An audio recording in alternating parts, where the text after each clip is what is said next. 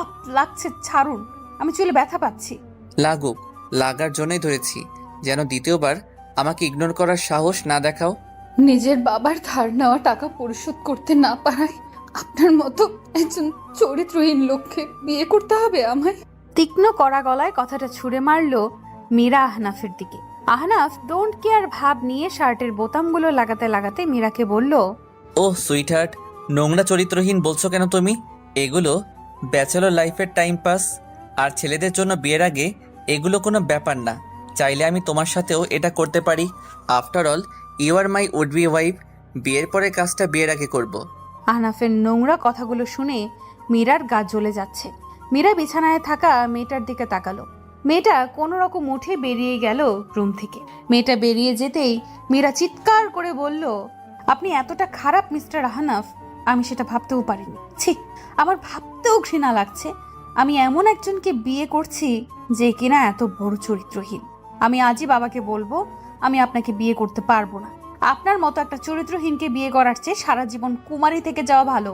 মীরা কথাগুলো বলে বেরিয়ে আসতে নিলে আহনাফ বলে, ওকে, আমার কোনো সমস্যা নেই তুমি বিয়ে না করলে, কিন্তু তুমি যদি বিয়েটা ভেঙে দাও তবে তোমার বাবা আমার থেকে যে 20 লক্ষ টাকা ধার নিয়েছিল সেগুলো আজকের ভেতর ফেরত দেবে। সাথে তার যে বর্তমান বাড়ি আছে সেটাও আমার দেওয়া, সেটাও দিতে হবে। সো এখন বাসায় গিয়ে বাবাকে বিয়ে ভাঙার কথা বলার পাশাপাশি এগুলাও বইল, কেমন? আহনাফের কথা শুনে মীরা চমকে গেল। তার বাবা আহনাফের থেকে টাকা নিয়েছে মানে? মীরা আবার পেছনে এসে আহনাফের সামনে দাঁড়িয়ে বলল, আমার বাবা আপনার থেকে টাকা নিয়েছে মানে? ইয়েস সুইটহার্ট, তোমার বাবা আমার থেকে 30 লক্ষ টাকা নিয়েছে, যেটা শোধ না করতে পেরেই আমার সাথে তোমার বিয়ে দিচ্ছে। যদি বিশ্বাস না হয় তবে তোমার বাবাকে জিজ্ঞেস করো। আচ্ছা আমি আসি, আমার অফিস আছে। তোমার মতামত আমাকে জানিও। ওকে, নাও বাই সুইটহার্ট।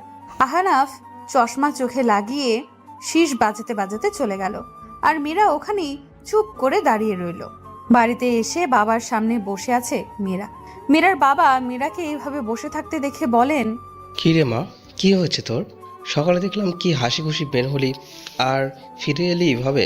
সব ঠিক আছে তো মা? বাবা, তুমি মিস্টার আহনাফের থেকে টাকা নিয়েছিলে, সে টাকা পরিশোধ না করতে পেরে আমায় বিয়ে দিচ্ছ ওনার সাথে? মেয়ের মুখে এমন প্রশ্ন শুনে চমকে গেলেন মীরার বাবা। ঘামতে লাগলেন তার শরীর। তিনি আমতা আমতা করে বললেন, এইসব তোকে কে বলেছে? যেই বলুক, এসব সত্যি কিনা বলো। মীরার বাবা মেয়ের কথায় একটা শ্বাস নিলেন, তারপর বললেন, রে মা, আমি আনাফের থেকে টাকা নিয়েছিলাম। তুই তো জানিস আমার ব্যবসায় কত লস হচ্ছিল। তাই আমি ব্যবসাটাকে একটু ভালো করে দাঁড় করাতে আমার টাকার দরকার ছিল। তখন একটা কাজের সূত্রে আমার আনাফের সাথে পরিচয় হয়। সে আমাকে টাকা ধার দেয়, কিন্তু ব্যবসায় আমি টাকা লাগিয়েও আবার লস খাই। তাই ওর টাকা আমি পরিশোধ করতে পারিনি। তখন ও আমাকে বলে টাকা মাফ করবে যদি তোর বিয়ে আমি ওর সাথে দেই। তাই তোর বিয়ে ওর সাথে দিচ্ছি। তুই এই বিয়েতে না করিস না, তবে আমাকে রাস্তায় গিয়ে দাঁড়াতে হবে। এখনো তোর ছোট বোনের বিয়ে দেব, দয়া করে তুই এই বিয়েতেও অমত রাখিস না। বাবার কথা শুনে মীরা আর কিছু বলার আর বোঝার বাকি থাকে না। মীরা আস্তে করে উঠে নিজের রুমে চলে আসে। শেষে কিনা ওর বাবা ওকে টাকার বিনিময়ে বিক্রি করে দিল। ভাবতেই কষ্ট হচ্ছে ওর। মাইশা ইবনাত মীরা, বাবা মায়ের বড় মেয়ে। মীরা একজন পেশার সাংবাদিক। মীরার মা গত 3 বছর আগে মারা গেছেন। মীরার একটা ছোট বোন আছে, মাহি। মাহি এখন কলেজে পড়ে। মীরার বাবা একজন ব্যবসায়ী। মীরার বাবা যখন ব্যবসার লস খাচ্ছিল তখন মীরার চাকরি ছিল না। তাই মীরার বাবা আহনাফের থেকে টাকা নেয়, কিন্তু সেই টাকা পরিশোধ করতে পারে না। তাই আহনাফ মীরাকে বিয়ে করার প্রস্তাব দেয়। মীরা প্রথমে রাজি না হতে চাইলেও প্রথম আহনাফকে দেখে তার ভালো মনে হয়, আর তখন আহনাফ একদম ভদ্র ব্যবহার দেখে রাজি হয়ে যায় বিয়েতে। প্রথম প্রথম মীরা আহনাফের সাথে তেমন কথা বলতো না, লজ্জা পেত। তবে আস্তে আস্তে কিছুটা কথা বলা শুরু করলো। মীরা ধীরে ধীরে আহনাফের প্রতি দুর্বল হচ্ছিল। আহনাফের সাথে বিয়ে ঠিক হবার পরে মীরার চাকরি হয়ে যায়। এটা একদম অবাক করার মতো ছিল মীরার কাছে। আদ্রিয়ান মাহমুদ আহনাফ বাবা মায়ের একমাত্র ছেলে। আহনাফ একজন নাম করা গায়ক, পাশাপাশি আহনাফ ওর বাবার বিজনেস দেখাশোনা করে। আহনাফের বাবা মা কেউ বেঁচে নেই। আজকে সকালে মীরা অফিসে যাওয়ার জন্য বের হলে একজন ওর ফোনে মেসেজ পাঠায়। মীরা এই মেসেজ পেয়ে প্রথমে এটাকে মজা ভেবে নিল, কিন্তু পরে আবার এই সেম মেসেজ আসায় মীরা সেই হোটেলে গেল। হোটেলের স্টাফের থেকে আহনাফের খবর নিল আর জানতে পারলো আহনাফ এই হোটেলে আছে একটা মেয়ে নিয়ে। মীরা স্টাফের কথা মতো সেই রুমে গেল আর সেখানে গিয়ে দেখে আহনাফ একটা মেয়েকে নিয়ে বসে আছে। মেয়েটার শরীরের জামা প্রায় খোলা। মীরা সেটা দেখে চিৎকার করে বলে, মিস্টার আহনাফ। আহনাফ যেন আগেই জানতো মীরা আসবে, তাই একটা ডোন্ট কেয়ার ভাব নিয়ে উঠে দাঁড়ায়। মীরা আহনাফকে চিৎকার করে বলে, এসব কি মিস্টার আহনাফ? আর 2 দিন বাদে আমাদের বিয়ে, আর আজ আপনি একটা অন্য মেয়েকে নিয়ে। কিছু সময় আগের ঘটনা ভাবার মাঝেই কল আসলো মীরার ফোনে। মীরার চোখ মুছে ফোন হাতে নিয়ে দেখে আহনাফের কল। মীরা কাপা হাতে ফোন রিসিভ করে। হ্যালো। তো সুইটার্ট, বাবাকে বললা বিয়ে ভাঙার কথা? কি হলো সুইটার্ট, বলো। বাবাকে বলেছো যে তুমি আমার মতো খারাপ ছেলেকে বিয়ে করবে না সেটা, নাকি বাবার থেকে সব শুনে আর তা বলনি? আমি বাবাকে কিছু বলিনি বিয়ে ভাঙা নিয়ে। Good girl. আমি জানি তো তুমি তোমার বাবাকে কত ভালোবাসো। তো আগামী পরশু আমাদের বিয়ে। ওয়াও, ভাবতেই কি ভালো লাগছে। আমার শরীরটা ভালো লাগছে না, আমি রাখছি। মীরা ফোনটা রেখে দিল। চিৎকার করে কাঁদতে ইচ্ছে করছে মীরার। ওর বাবা এ কার সাথে বিয়ে দিচ্ছে? মীরা কিভাবে এর মতো লোকের সাথে সংসার করবে? মীরা ফোনটা বিছানায় ছুঁড়ে মেরে ওয়াশরুমে যায় শাওয়ার নিতে। এদিকে আহনাফ ফোন হাতে নিয়ে বসে আছে। আচ্ছা স্যার, এসব কেন করছেন? কোন সব? এই যে নিজেকে মীরা ম্যাডামের কাছে খারাপ বানাচ্ছেন কেন? আপনি তো জানেন আপনি মীরা ম্যাডামকে। আচ্ছা আকাশ, তুমি কি কাউকে ভালোবেসেছো বা কারো ভালোবাসা পাওয়ার জন্য সুইসাইড করেছো? না স্যার। তবে তুমি বুঝবে না আমার ভেতরে জ্বলতে থাকা আগুন আর এসব করার কারণ। আহনাফ ফোনের স্ক্রিনে মীরার ছবির দিকে তাকিয়ে বলল, আমার তুমিময় প্রাপ্তি সে, তবে আমার ধ্বংসের কারণও সে। আমি তাকে ছাড়বো না আর শান্তিতে থাকতেও দেব না। 2 দিন পর আজকে মীরার বিয়ে আহনাফের সাথে। মীরা চেয়েও বাধা দিতে পারবে না এই বিয়েতে। মীরাকে সাজিয়ে গুছিয়ে বিয়ের স্টেজে নিয়ে বসানো হলো। কিছু সময়ের মাঝে আহনাফ আসলো। মাহি ওদের বরণ করে নিয়ে স্টেজে আনলো। আহনাফ মীরাকে দেখে চোখ মারলো। মীরার সাথে সাথে চোখ নামিয়ে নিল। কাজী সাহেব চলে আসলো বিয়ে পড়াতে। কাজী সাহেব মীরাকে কবুল বলতে বললে মীরা একদম চুপ থাকে। একবার ওর বাবা, একবার আহনাফের দিকে তাকায়। কিছু সময় চুপ থেকে চোখ বন্ধ করে কবুল বলে দেয় মীরা। মীরাকে কবুল বলতে শুনে বাঁকা হাসলো আহনাফ। আহনাফ মনে মনে বলল, এই কবুল বলে আজ থেকে তুমি আমার বন্দী হয়ে গেলে। তুমি জানো না তোমার জন্য সামনে কি অপেক্ষা করছে। খাটের উপর বসে কাঁদছে মীরা। এক হাত দিয়ে আর এক হাত চেপে ধরে কাঁদছে সে। কিছু সময় আগে সদ্য স্বামী নামক মানুষটার গরম ফুটন্ত পানি ঢেলে দিয়েছে ওর হাতে। যন্ত্রণায় শেষ হয়ে যাচ্ছিল মীরা। মীরাকে কাঁদতে দেখেও চুপচাপ বারান্দায় বসে আছে আহনাফ। হাতে এখন তার একটা সিগারেট। কিছু সময় আগে বিয়ের কাজ শেষ করে মীরাকে বিদায় দিয়ে আহনাফের বাসায় নিয়ে আসা হয়। আহনাফের এক দুঃসম্পর্কের চাচি এসেছে। তিনি মীরাকে বরণ করে ঘরে তোলে। তারপর মীরাকে গিয়ে বাসর ঘরে বসিয়ে দিয়ে আসে। কয়েক ঘন্টা পার করে আহনাফ বাসর ঘরে ঢোকে। আহনাফকে দেখেই মীরা ভয় লাগা শুরু হয়। যদি আহনাফ এখন তার সাথে। আহনাফ মীরার সামনে গিয়ে দাঁড়ায়। মীরা খাট থেকে নেমে আহনাফকে সালাম করে উঠতেই আহনাফ ওয়াশরুম থেকে এক মগ গরম পানি এনে মীরার হাত ধরে সেখানে ঢেলে দেয়। আচমকা এমন হওয়ায় চমকে যায় মীরা। ব্যথায় চিৎকার করতে চেয়েও পারছে না, কারণ বাহিরে মানুষ শুনলে কি ভাববে সেই ভেবে। মুখ চেপে ব্যথা সহ্য করছে মীরা। কিছুটা সময় পর আহনাফ মীরার হাত ছেড়ে দিয়ে বারান্দায় চলে যায় আর মীরা খাটে হাত চেপে ধরে কাঁদতে থাকে। এখন মীরা খাট থেকে নেমে লাগেজ খুলে জামা নিয়ে ওয়াশরুমে গেল। ফ্রেশ হয়ে এসে হাতের দিকে তাকিয়ে দেখে লাল হয়ে ফোসকা পড়ে গেছে। মীরা সেই হাত নিয়েই বিছানার এক কোণায় গিয়ে শুয়ে পড়ল। আগামীকাল রাজকে ফোন করে ওদিকের খবর নিতে হবে মীরার। বারান্দায় বসে নিজের হাতে নিজে পুরো একটা সিগারেট চেপে ধরে রেখেছে আহনাফ। ফোসকা পড়ে বাজে অবস্থা হাতের। আহনাফের চোখ লাল হয়ে আছে, যেন অনেক সময় ধরে সে কেঁদেছে। আহনাফ উঠে রুমে এসে দেখে মীরা ঘুমিয়ে গেছে। আহনাফ ড্রয়ার থেকে পোড়া জায়গায় লাগানোর জন্য মলম নিয়ে মীরার পাশে বসে। তারপর খুব যত্ন সহ আস্তে করে মীরার হাতে মলমটা লাগিয়ে দেয়। আহনাফ মীরার দিকে তাকিয়ে বলে, তোমার চোখেতে দেখেছি আমার সর্বনাশ। ধ্বংসস্তূপ হয়ে চাপা পড়ে গেছে অনুভূতিগুলো আধারে। চাইলেও কাছে টেনে নিতে পারছি না। এই তুমি কে? আহনাফ মীরার কপালে চুলগুলো সরিয়ে দিয়ে কিছু সময় তাকিয়ে উঠে চলে আসলো। নিজেকে দুর্বল প্রকাশ করবে না সে, তাকে অনেক কঠিন হতে হবে, অনেক। আহনাফ জ্যাকেট হাতে নিয়ে বেরিয়ে গেল বাসা থেকে। এখন একমাত্র একটা জায়গায় তাকে শান্তি দিতে পারে, সেখানেই যাচ্ছে আহনাফ। সকালে মীরার ঘুম ভাঙে বাইরের রৌদ্রের তাপ তার মুখে এসে পড়ায়। মীরা নিজের ব্রু জোড়া কুঁচকে নিল, তারপর কিছুটা সময় শুয়ে থেকে উঠে বসলো। চারিপাশ ভালোভাবে তাকিয়ে তার মনে পড়ল গতকাল তার বিয়ে হয়েছে। মীরা আস্তে করে উঠে সব জায়গায় চোখ বুলিয়েও আহনাফকে পেল না।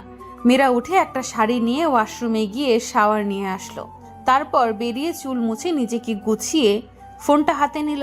ফোন হাতে নিয়ে মীরা রাজের নাম্বারে ডায়াল করলো। 2-3 বার রিং হবার পরে রাজ ফোন রিসিভ করলো। হ্যালো। হ্যালো, কে রে?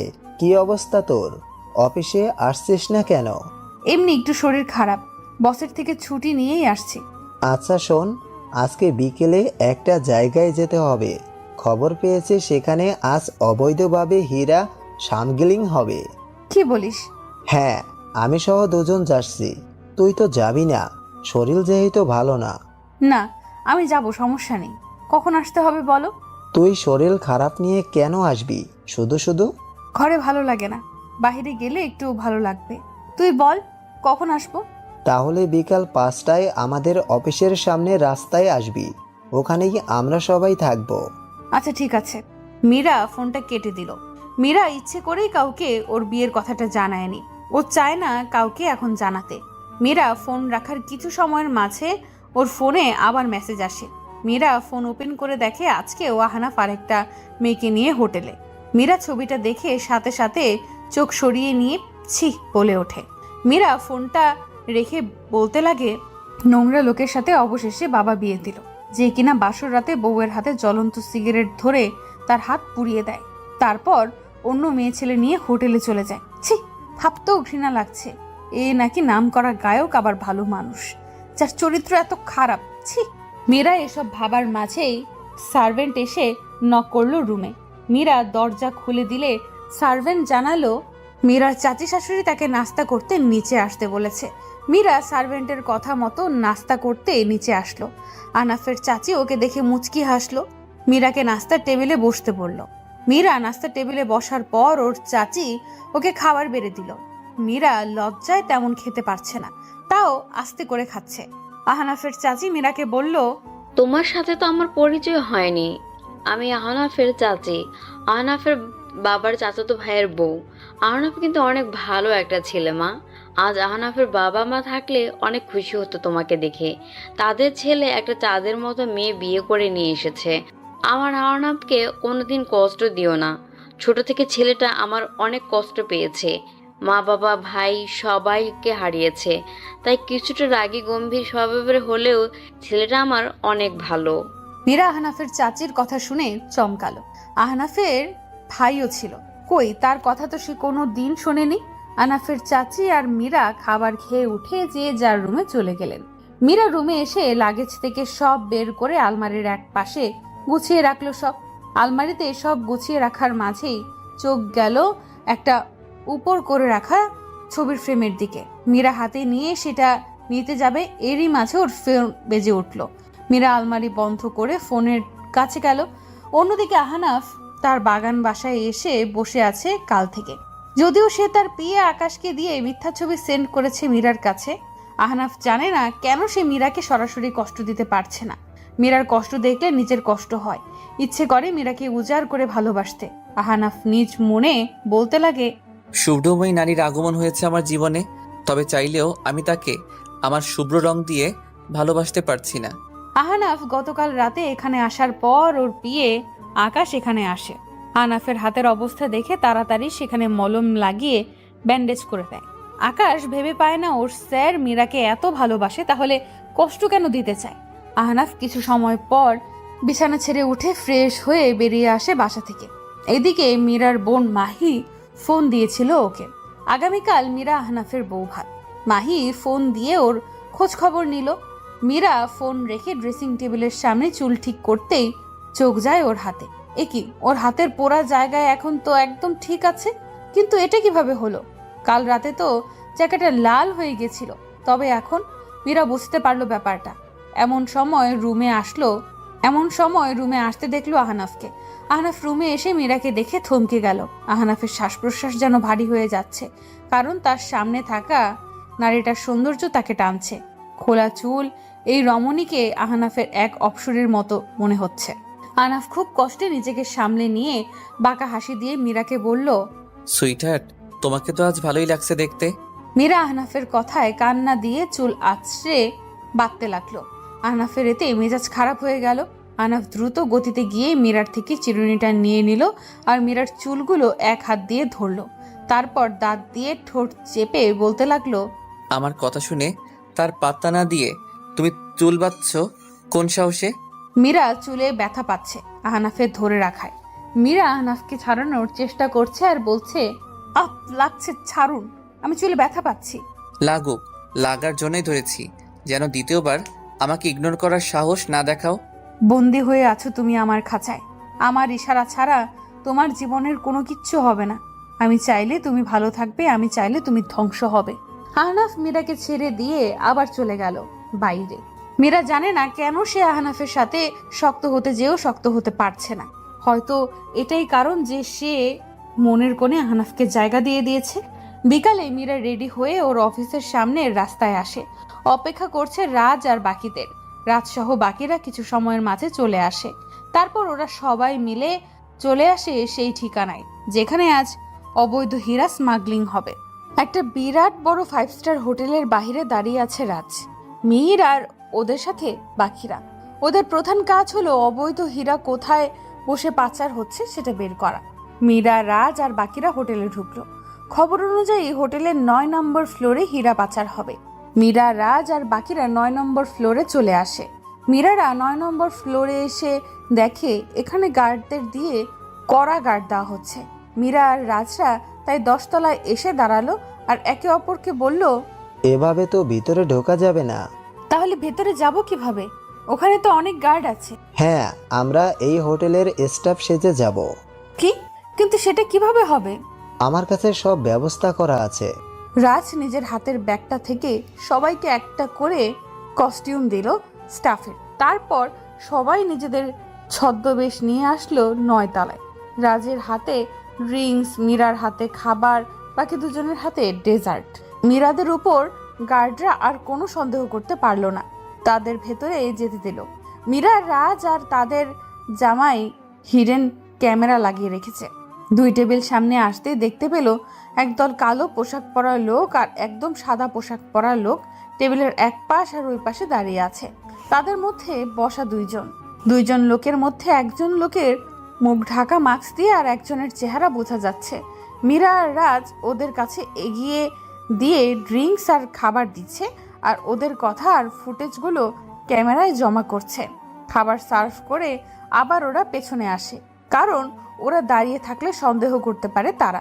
তবে খাবার মাঝে 2 বার করে রাউন্ড মেরে আসছে ওরা। টেবিলে বসে থাকা মাস্ক পরা লোকটা একটা ব্রিফকেস সামনে এগিয়ে দিল অপর লোকটার সামনে। অপর লোকটা সেই ব্রিফকেসটা নিয়ে খুলল। কোটি টাকার হীরা আছে এখানে। লোকটা হীরাগুলো নিয়ে একটা বড় ব্রিফকেস এগিয়ে দিল মাস্ক পরা লোকটার দিকে।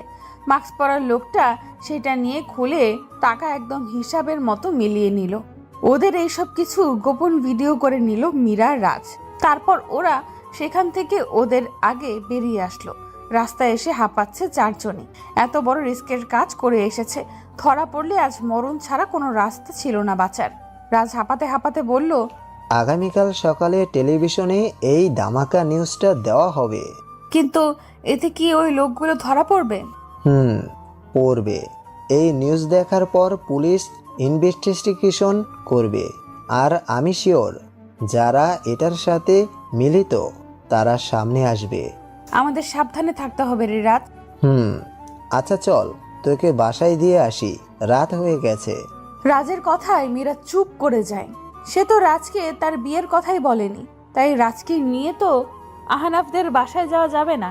মীরা রাজকে বলল, না দরকার নেই, আমি একা যেতে পারবো। এই রাতে একা যাবি? পাগল তুই। আরে ধুর, কিছু হবে না, আমি একা যেতে পারবো। শিওর? Damn sure. আচ্ছা, তাহলে কাল দেখা হচ্ছে। ওকে। মীরা একটা রিক্সা নিয়ে চলে আসলো আহনাফের বাসায়। রাস্তায় এসে দরজায় ধাক্কা দিতেই দরজা খুলে গেল। মীরা বাসায় ঢুকে দেখে আহনাফ সোফায় বসে আছে কপালে হাত দিয়ে। মীরা সেদিকে পাত্তা না দিয়ে উপরে যেতে নিলে আহনাফ গম্ভীর গলায় বলে ওঠে, দাঁড়াও। আহনাফের ডাকে থেমে গেল মীরা। পেছনে ঘুরে তাকালো। আহনাফ সোফা থেকে উঠেই মীরার সামনে এসে দাঁড়ালো। তারপর ওকে বলল, এত রাত পর্যন্ত কোথায় ছিলে? দেখুন মিস্টার আহনাফ, আমি একজন সাংবাদিক। আমাকে সকাল রাতে হুটহাট বেরোতে হবেই, তাই এর জন্য আমার কাছে কৈফিয়ত চাইবেন না। আমি বিকেলে আমার অফিসের কাজেই গিয়েছিলাম। আহনাফ এবার মীরার দুই বাহু চেপে ধরে কাছে এনে চিৎকার করে বলে, কাজ মাই ফুড। বাহিরে যাওয়ার আগে কোন সাহসে তুমি আমার অনুমতি নিয়ে যাওনি? তুমি ভুলে গেছো তুমি এখন আমার বিয়ে করা স্ত্রী। আমার পারমিশন ছাড়া কোনো কিছু তুমি করতে পারবে না। সেখানে তুমি বিকেলে আমাকে না বলে বেরিয়েছো। অফিসে কেন বলনি যে আমাদের বিয়ে হয়েছে? মীরা আহনাফের থেকে নিজেকে ছাড়ানোর চেষ্টা করছে আর বলছে, দেখুন আমার লাগছে, আর এভাবে চিৎকার করবেন না। চাচি বাসায় আছে, তিনি শুনবে। আর আমি আপনাকে বলে যাব, আপনাকে পেলে তো বলবো। আপনি নিজের নোংরা কাজে সকাল বিকাল বিজি থাকেন, আপনাকে আমি পাবো কোথায়? আর কি বললেন, স্ত্রী? আদৌ কি আপনি আমার সাথে একজন স্বামীর মতো আচরণ করেছেন? বিয়ের প্রথম দিন রাতেই আমার হাত জ্বালিয়ে দিয়েছেন। নিজের বিয়ে করা বউকে রেখে অন্য নারীকে নিয়ে, ছি! আর সবাইকে আমি কেন বলবো আমি বিয়ের কথা? আমি মানি না এই বিয়ে, আর না আপনাকে মানি স্বামী হিসেবে। আহনাফের চরম রাগ হচ্ছে এবার মীরার উপর। আহনাফ মীরাকে টানতে টানতে স্টোর রুমে নিয়ে যায়। সেখানে ধাক্কা মেরে ফেলে দিয়ে চিৎকার করে বলে, বুলি ফুটেছে মুখে, তাই না? অনেক বুলি ফুটেছে। সব বুলি বের করছি। আস্তর আস্তর খাওয়া অফ। আর আজকে সারা রাত তুই এখানে এই অন্ধকারে ঠান্ডায় পড়ে থাকবি? তাহলে আর দ্বিতীয়বার সাহস করবি না আমার মুখে মুখে তর্ক করার। বলেই আহনাফ দরজায় তালা দিয়ে চলে গেল। মীরার অন্ধকারে অনেক ভয় লাগে, আর এই স্টোর দরজাটা একদম অন্ধকার। মীরা ভয়ে শেষ হয়ে যাচ্ছে। কোনো মতে উঠে অন্ধকারে হাতড়ে দরজার দিকে গিয়ে দরজা ধাক্কা দিতে লাগলো আর চিৎকার করে ডাকতে লাগলো, কেউ আছেন? আমাকে এখান থেকে বের করুন প্লিজ। আমার অন্ধকারে অনেক ভয় করে, প্লিজ আমাকে বের করুন। মিস্টার আহনাফ, আমাকে যা শাস্তি দেওয়ার দিন, তবে এখান থেকে বের করুন, আমার অনেক ভয় লাগছে। মীরার কথা বলতে বলতে কাশি উঠে গেল। শ্বাস নিতে কষ্ট হচ্ছে মীরার। একে অন্ধকারে ভয়, তার হাত পা ঠান্ডা, সব মিলিয়ে আক্রমণ করছে মীরাকে। মীরার থাকতে পারলো না, লুটিয়ে পড়লো মাটিতে। পরের দিন সকালে আস্তে আস্তে করে টিপ টিপ করে চোখ খুলল মীরা। চারিপাশে ভালো করে চোখ বুলিয়ে বুঝতে পারলো সে রুমে। মীরাকে চোখ খুলতে দেখে আহনাফের চাচি খুশি হয়ে বলল, আলহামদুলিল্লাহ, আল্লাহর রহমতে তুমি চোখ খুললা বৌমা। আহনাফের চাচি মীরাকে আস্তে করে উঠিয়ে পিঠের নিচে বালিশ দিয়ে বসালো। তারপর আহনাফের চাচি মীরাকে বলল, আচ্ছা বৌমা, তুমি কি বাচ্চা মেয়ে বলো তো? এই শীতে কেউ বেশি সময় পর্যন্ত পানিতে ভেজে দেখো তো এখন কি হলো? আমি তো ভয় পেয়ে গিয়েছিলাম। কি? আমি রাতে পানিতে মানে? দেখো মেয়ের কাণ্ড, কাল রাতে যে তুমি শাওয়ার নিতে গিয়ে অনেক সময় ধরে পানিতে ভিজে সেন্সলেস হয়ে যাও, তারপর আনা তোমাকে বের করে এনে ডাক্তার ডাকে। আমি তো রাতে কিছু টের পাইনি, ঘুমের মেডিসিন খেয়ে ঘুমিয়ে গেছিলাম। সকালে উঠে শুনি এসব। শোনো মা, এসব ছেলে মানুষই করো না। আমার ছেলেটাকে তো ভয় পেয়ে দিয়েছিলে একদম। আহনাফের চাচির কথায় মীরা বুঝতে পারে আহনাফ তার চাচিকে মিথ্যা বলেছে, আসল ঘটনা কিচ্ছু বলেনি। অতএব মীরা চাইলেও সত্যি বলতে পারবে না। মীরা আহনাফের চাচিকে বলে, জি চাচি, আম্মু সরি, বুঝতে পারিনি এমন হবে, আগে থেকে খেয়াল রাখবো। আচ্ছা আমি যাই, তোমার জন্য খাবার নিয়ে আসি। আহনাফের চাচি উঠে চলে যায় বাহিরে। সে যাওয়ার পরেও আহনাফ আসলো রুমে। আহনাফকে দেখে মুখ ফিরিয়ে নিল মীরা। ঘৃণা হচ্ছে লোকটাকে দেখে ওর। আহনাফ মীরার সামনে এসে দাঁড়িয়ে বলল, আমার সাথে আর তর্ক করতে এসো না। এরপর কাল কিছু ডেমো দেখালাম জাস্ট, এরপর একদম জানে মেরে ফেলবো। বাঁচালেন কেন? কাল মরে গেলে কি আসে যেত আপনার? আহনাফ মীরার কথায় আবার রেগে যায় আর চিৎকার করে বলে, আমার এসে যায় কারণ আহনাফ আর সামনের কথা এগোতে পারলো না, কারণ সামনে কথাটা সে বলতে পারবে না মীরাকে। মীরা আবার বলল, কারণ কি? কারণ তোর মতো একটা সস্তা মেয়ের কিছু হলে আমাকে জবাবদিহি করতে হবে সবাইকে। এমনিতেও আমি ইচ্ছে করে আমাদের বিয়েটা পাবলিক মিডিয়ায় জানতে দেইনি, কারণ এই বিয়ের কোনো দাম নেই আমার কাছে। কিন্তু তাও আমি রিস্ক নিতে চাই না। নেক্সট আমার কথার অবাধ্যতা করবে না। আহনাফ আর কিছু না বলে গাড়ির চাবি নিয়ে বেরিয়ে গেল। আহনাফ যাওয়ার সময় মীরা খেয়াল করলো আহনাফের হাতে আরো একটা ব্যান্ডেজ, তবে এবার অনেক বড় ব্যান্ডেজ। মীরা মনে মনে বলল, ওনার হাতে আবার কি হলো? গানের স্টুডিওতে গিয়ে গান রেকর্ড করে চলে আসে নিজের অফিসে আহনাফ। অফিসে এসে টেলিভিশনে দেখে ব্রেকিং নিউজ দেখাচ্ছে জাগো চ্যানেলে। ব্রেকিং নিউজ, অবৈধভাবে হীরা পাচার করা হচ্ছে দেশ থেকে। গতকাল রাতে গুলশানের 5 স্টার হোটেলে 5.5 কোটি টাকার অবৈধ হীরা পাচার হয়েছে। আপনারা দেখতে পাচ্ছেন কিভাবে হীরা লেনদেন হচ্ছে। পুলিশ ইতিমধ্যে তদন্ত শুরু করে দিয়েছে। কারা ছিল এই দুইজন তার খবর খুব শীঘ্রই বের করবে জানিয়েছে পুলিশ। খবর দেখে আহনাফ চমকে উঠল, কারণ এই চ্যানেলেই কাজ করে মীরা। তাহলে কি কাল ও এখানে গিয়েছিল? ভাবতে থাকে আহনাফ। রাতে আহনাফ বাসায় আসলো। আহনাফ জানে মীরা ঘুম, কারণ মীরার মেডিসিনের ডোজে মীরা এখন ঘুম। গতকাল রাতে মীরাকে স্টোর রুমে রেখে আসার পর যখন আবার স্টোর রুমে গিয়ে মীরাকে ওভাবে পড়ে থাকতে দেখে আহনাফ, তখন ওর বুকের মাঝে ধুক করে ওঠে। আহনাফ তাড়াতাড়ি মীরাকে কোলে নিয়ে রুমে আসে। তাড়াতাড়ি জামা পাল্টে গরম কম্বলে জড়িয়ে নেয় ওকে। তারপর ওর এক কাছের ডাক্তারকে খবর দিয়ে আনায়। সে এসে মীরাকে চেক আপ করে দিয়ে যায়। আহনাফ মীরাকে যা কষ্ট দিয়েছে সেই কষ্ট নিজেকে দেওয়ার জন্য গরম শিক এনে নিজের হাতের সব জায়গায় লাগায়, আবার সেখানে চাকু দিয়ে আঘাত করে, আবার তাড়াতাড়ি ব্যান্ডেজ করে নেয় যাতে কেউ দেখতে না পারে। আহনাফ রুমে এসে দেখে মীরা বাচ্চাদের মতো গুটিসুটি মেরে শুয়ে আছে। আহনাফ মীরার সামনে এসে মনে মনে বলে, রূপের সর্বনাশী, তুমি কি জানো তুমি আমার হৃদয়ের সর্বনাশ করে দিয়েছো? আমার হৃদয়ে নিজেকে এমনভাবে গেঁথে দিয়েছো, আমি না পারি তোমায় দূরে রাখতে, না পারি কাছে টানতে। আহনাফ ফ্রেশ হয়ে এসে সোফায় শুয়ে পড়ল। সকালে মীরা ঘুম থেকে উঠে আহনাফের দিকে নজর যায়। আহনাফ কম্বল গায়ে চুপ করে শুয়ে আছে, কপালে ছোট ছোট চুলগুলো ছড়িয়ে আছে। মীরা আহনাফের দিকে তাকিয়ে বলল, প্রেমের স্বাদটা ইচ্ছা ছিল আপনাতে নেওয়ার, কিন্তু হাই, আপনার প্রেমের স্পর্শ তো দূর, আপনাকেই কাছে পাইনি এখনো কোনোদিন। মীরা আস্তে করে উঠে ওয়াশরুমে যায়।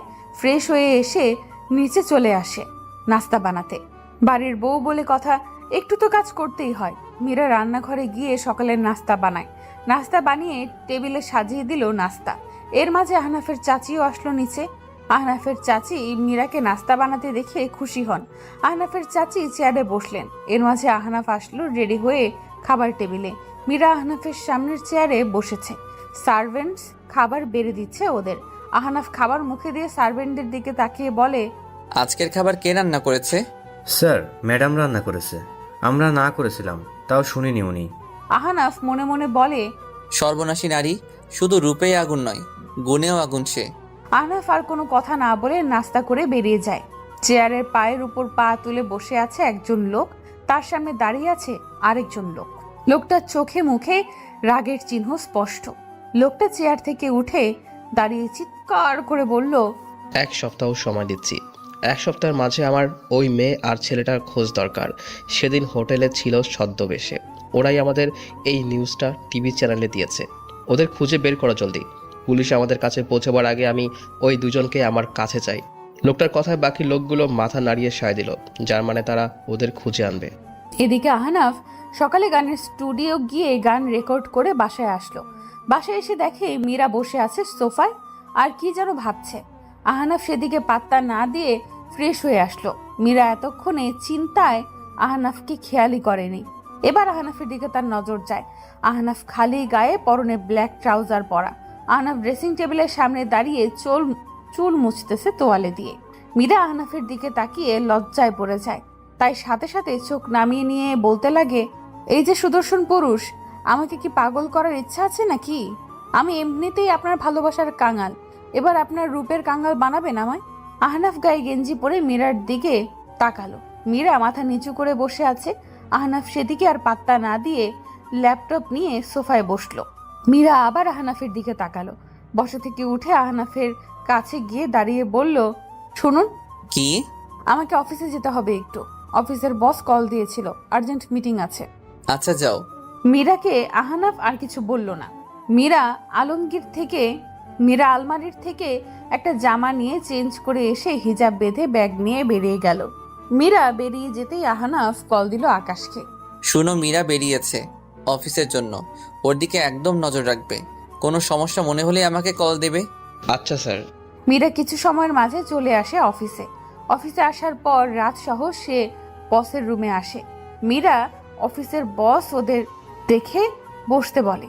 মীরা আর রাজ দুজনে বসার পর ওদের বস ওদের বলে, শুনো, তোমরা দুজন যা করেছো সেটা সাহসের কাজ, কিন্তু এতে এখন তোমাদের জীবন হুমকিতে। যদি ওই লোকগুলো তোমাদের খোঁজ পেয়ে যায় তবে তোমাদের একদম মেরে ফেলবে। তাই আমি চাই তোমরা কিছু সময়ের জন্য আন্ডারগ্রাউন্ড হয়ে যাও, তোমাদের যেন কেউ খুঁজে না পায়। পুলিশ যতদিন ওদের ধরতে না পারছে ততদিন তোমরা এখানে আর এসো না। এটা আমি তোমাদের সেফটির জন্য বলছি।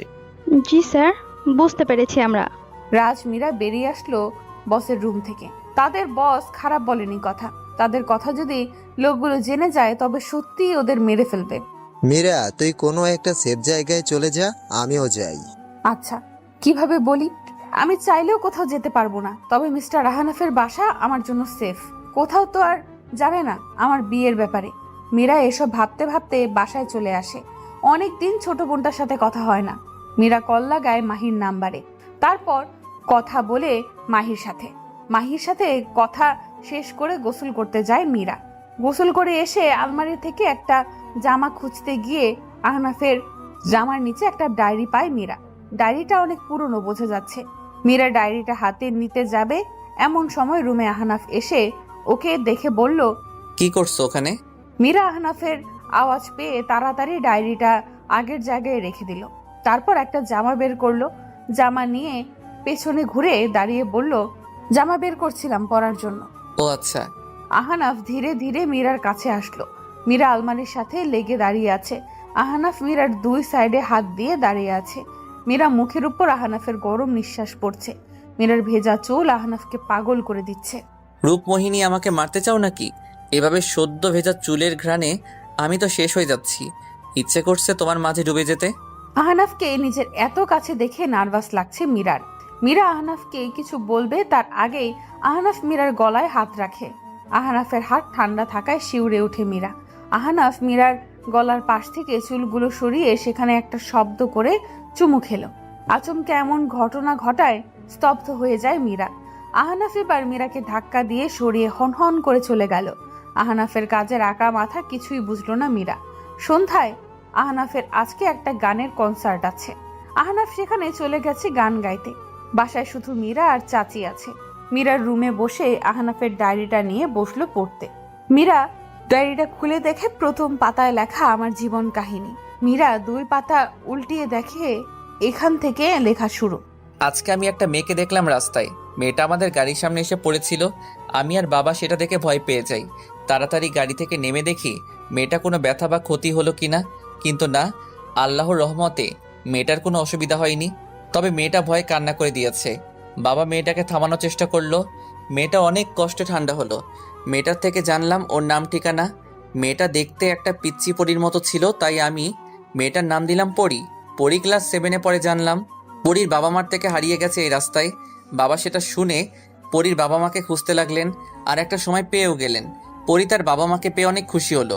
সেদিনের মতো পরী থেকে বিদায় নিয়ে চলে আসি আমাদের বাসায়। তারপর অনেক দিন পর আবার দেখা ওই পরীর সাথে আমার। আমি যে স্কুলে পড়ি ওই পরীটাও সেই স্কুলে পড়ে। আমি ক্লাস 10। পরীটার সাথে আমি পরিচিত হলাম। তারপর ওর সাথে বন্ধু পাতলাম। অনেক ভালো যাচ্ছিল দিন। বুঝতে পারলাম পরীটাকে আমি ভালোবেসে ফেলেছি। তবে বয়স কম বলে সেটা প্রকাশ করতাম না, মনে মনে রাখতাম। দেখতে দেখতে আমার পরীক্ষা চলে এলো। পরীক্ষা দিয়ে আমি কলেজে উঠলাম। আর পরী ক্লাস 8-এ। পরীটা ছোট, তাই ওকে নিজের মনের কথা বলতাম না। তবে বাসায় জানালাম এই কথা। বাসায় সবাই শুনে হাসলো। পরে জানালো তারা সময় মতো কথা বলবে পরীর বাবা মায়ের সাথে। দিন অনেক ভালো যাচ্ছিল, কিন্তু একটা কালো ঝড় এসে সব পাল্টে দিল। মীরা আর ডায়েরিটা পড়তে পারলো না। এর মাঝে খবর পেল আহনাফ বাসায় এসে পড়েছে। মীরা তাড়াতাড়ি ডায়েরিটা আগের জায়গায় রেখে দিয়ে বারান্দায় এসে বসে রইল। আহনাফ কনসার্ট শেষ করে বাসায় এসেছে। রুমে এসে দেখে মীরা বারান্দায় বসে আছে। আহনাফের মীরার দিকে তাকালে মায়া কাজ করে, কিন্তু না, সে মায়া দেখাবে না। এই মায়াই তার থেকে অনেক কিছু কেড়ে নিয়েছে। মায়ার জালে আটকে একবার নিজেকে ধ্বংস করেছি, এবার নিজে মায়ার জালে নয়, তাকে মায়ার জালে ফেলে ধ্বংস করব। আহনাফ রুমে এসেও আবার চলে গেল বাহিরে। মীরা এদিকে বারান্দায় বসে থাকতে থাকতে ঘুমিয়ে পড়ল। পরের দিন মীরার ঘুম ভাঙলো নিজেকে বারান্দায় পায়। মীরা বুঝতে পারলো কাল রাতে এখানেই সে ঘুমিয়ে গেছে। মীরা উঠে ফ্রেশ হয়ে রুমে এসে দেখে আহনাফ নেই। মীরা ফ্রেশ হয়ে এসে মোবাইল হাতে নিয়ে দেখে হোয়াটসঅ্যাপে মেসেজ এসেছে। আহনাফ আজকে অন্য মেয়ে নিয়ে হোটেলে উঠেছে। মীরা ছবিগুলো দেখে ফোন রেখে দেয়। নতুন কিছুই না, সে তো জানি তার স্বামীর চরিত্র কত সুন্দর। মীরার চোখে পানি এসে গেছে। কোনো নারী পারে এটা সহ্য করতে, যে তার স্বামী তাকে রেখে অন্য নারীতে মগ্ন থাকে? মীরা সহ্য করে যাচ্ছে প্রতিনিয়ত এসব। ভালোবাসলে মনে হয় সহ্য করার ক্ষমতা অনেক দ্বিগুণ হয়ে যায়। ভালোবাসার মানুষটা চোখের সামনে যা ইচ্ছা করলেও তা সহ্য করতে হয়। নাইবা মানল স্ত্রী, তবে সম্মানটুকু তো অন্তত করতে পারে। মীরা নিজেকে সামলে নিচে চলে আসলো নাস্তা করতে। আহনাফ সারা রাত ক্লাবে কাটিয়ে বাসায় আসলো সকালে। ক্লাবে থাকা অবস্থাতেই আকাশকে দিয়ে মীরার ফোনে আগের মতোই আহনাফ একটা মেয়ের ছবি দিল। আহনাফ জানে মীরা এতক্ষণে ছবিগুলো দেখেছে। আহনাফ বাসায় এসে সোজা রুমে এসে ফ্রেশ হতে গেল। তারপর ফ্রেশ হয়ে এসে বিছানায় গিয়ে শুয়ে পড়ল। মীরা নিজে নাস্তা সেরে আহনাফের জন্য নাস্তা নিয়ে আসলো। নাস্তার টেবিলে মীরা দেখেছে আহনাফ এসেছে। তারপর চাচির কথায় নাস্তা নিয়ে উপরে আসলো। মীরা রুমে এসে দেখে আহনাফ ঘুমাচ্ছে। মীরা তাই আর ওকে জাগালো না। সারা রাত তো নারী নিয়ে ব্যস্ততায় ছিল, তাই এখন ঘুমাচ্ছে। মীরা আহনাফের পাশে দাঁড়িয়ে আহনাফের দিকে তাকিয়ে আছে। ঘুমন্ত রাজকুমার, ঘুমের মাঝে আপনাকে দেখতে ঠিক একটা ঘুমন্ত রাজকুমার লাগে। সেই রূপকথার গল্পের ঘুমন্ত রাজকুমারী যেমন ছিল, আপনি সেই ঘুমন্ত রাজকুমার। মীরা আহনাফের দিকে কিছুটা সময় তাকিয়ে উঠে আলমারির কাছে আসলো। সাবধানে আলমারি খুলে আবার ডায়েরিটা নিল হাতে। তারপর সোফায় বসে আবার ডায়েরিটা খুললো। ডায়েরির 15 নম্বর পাতায় আছে এখন মীরা। আমার বাবা ছিলেন একজন ধনী বিজনেসম্যান। বাবার দ্বিতীয় বন্ধু পার্টনার ছিল। বাবার বিজনেসে শুরু থেকে কোনো লস হয়নি, কিন্তু হঠাৎ করে বাবার বিজনেসে লস হওয়া শুরু হলো। বাবার বিজনেসে টাকার হিসাব গোলমাল হয়ে গেল। বড় বড় প্রজেক্ট সব হাতছাড়া হয়ে গেল। রাতারাতি আমার বাবার বিজনেস একদম ধ্বংস হওয়ার পথে এসে গেল। এসবের পিছনে কারণ জানতে গেলে বাবা জানতে পারলো বাবার ওই 2 বন্ধু আর অফিসের ম্যানেজার মিলে এগুলা করেছে। বাবা তাদের সাবধান করলেন আর হুমকি দিলেন, এরপর এমন করলে তাদের নামে পুলিশে জানাবে। বাবা তার বিজনেস থেকে তার ওই 2 বন্ধু আর ম্যানেজারকে বের করে দেয়। এরপর সব ভালোই যাচ্ছিল, কিন্তু আবার একদিন পুলিশ আসলো বাবার অফিস সার্চ করতে। বাবার অফিস সার্চ করে তারা অবৈধ হীরা পেল বাবার কাছে। বাবা এসবের কিছু জানতো না বলেছিল, কিন্তু পুলিশরা তা শুনেনি। বাবাকে ধরে নিয়ে যায় জেলে। বাবার 18 বছরের জেল হয়ে যায়।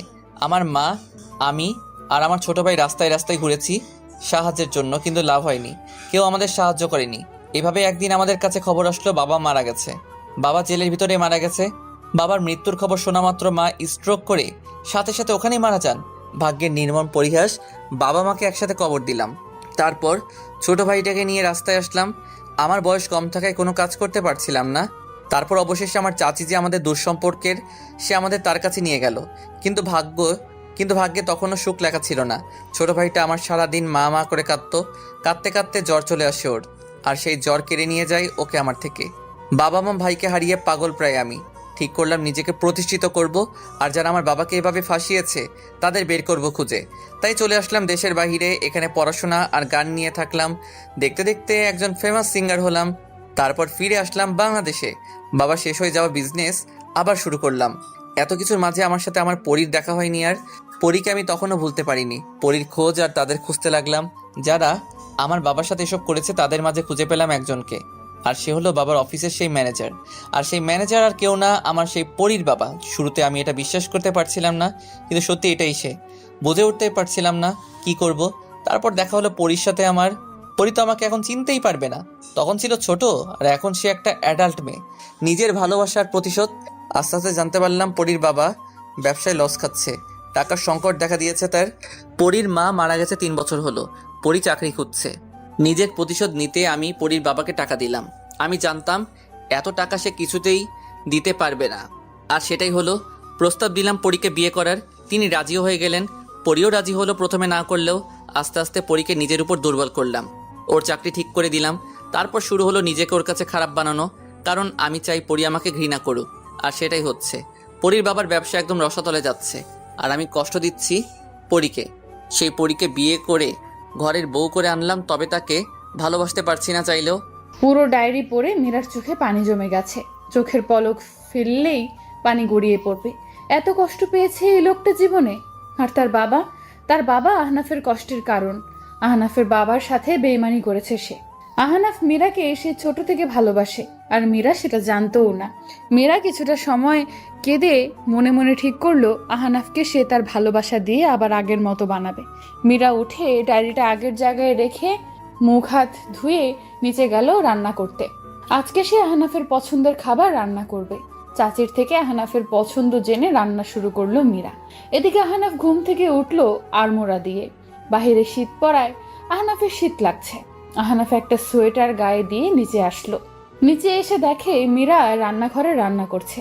আহানাফ একটু ভালো করে তাকিয়ে দেখে মীরার ওড়নার একটা সাইড চুলায় আছে, আর যেটায় আগুন লেগেই গেছে প্রায়।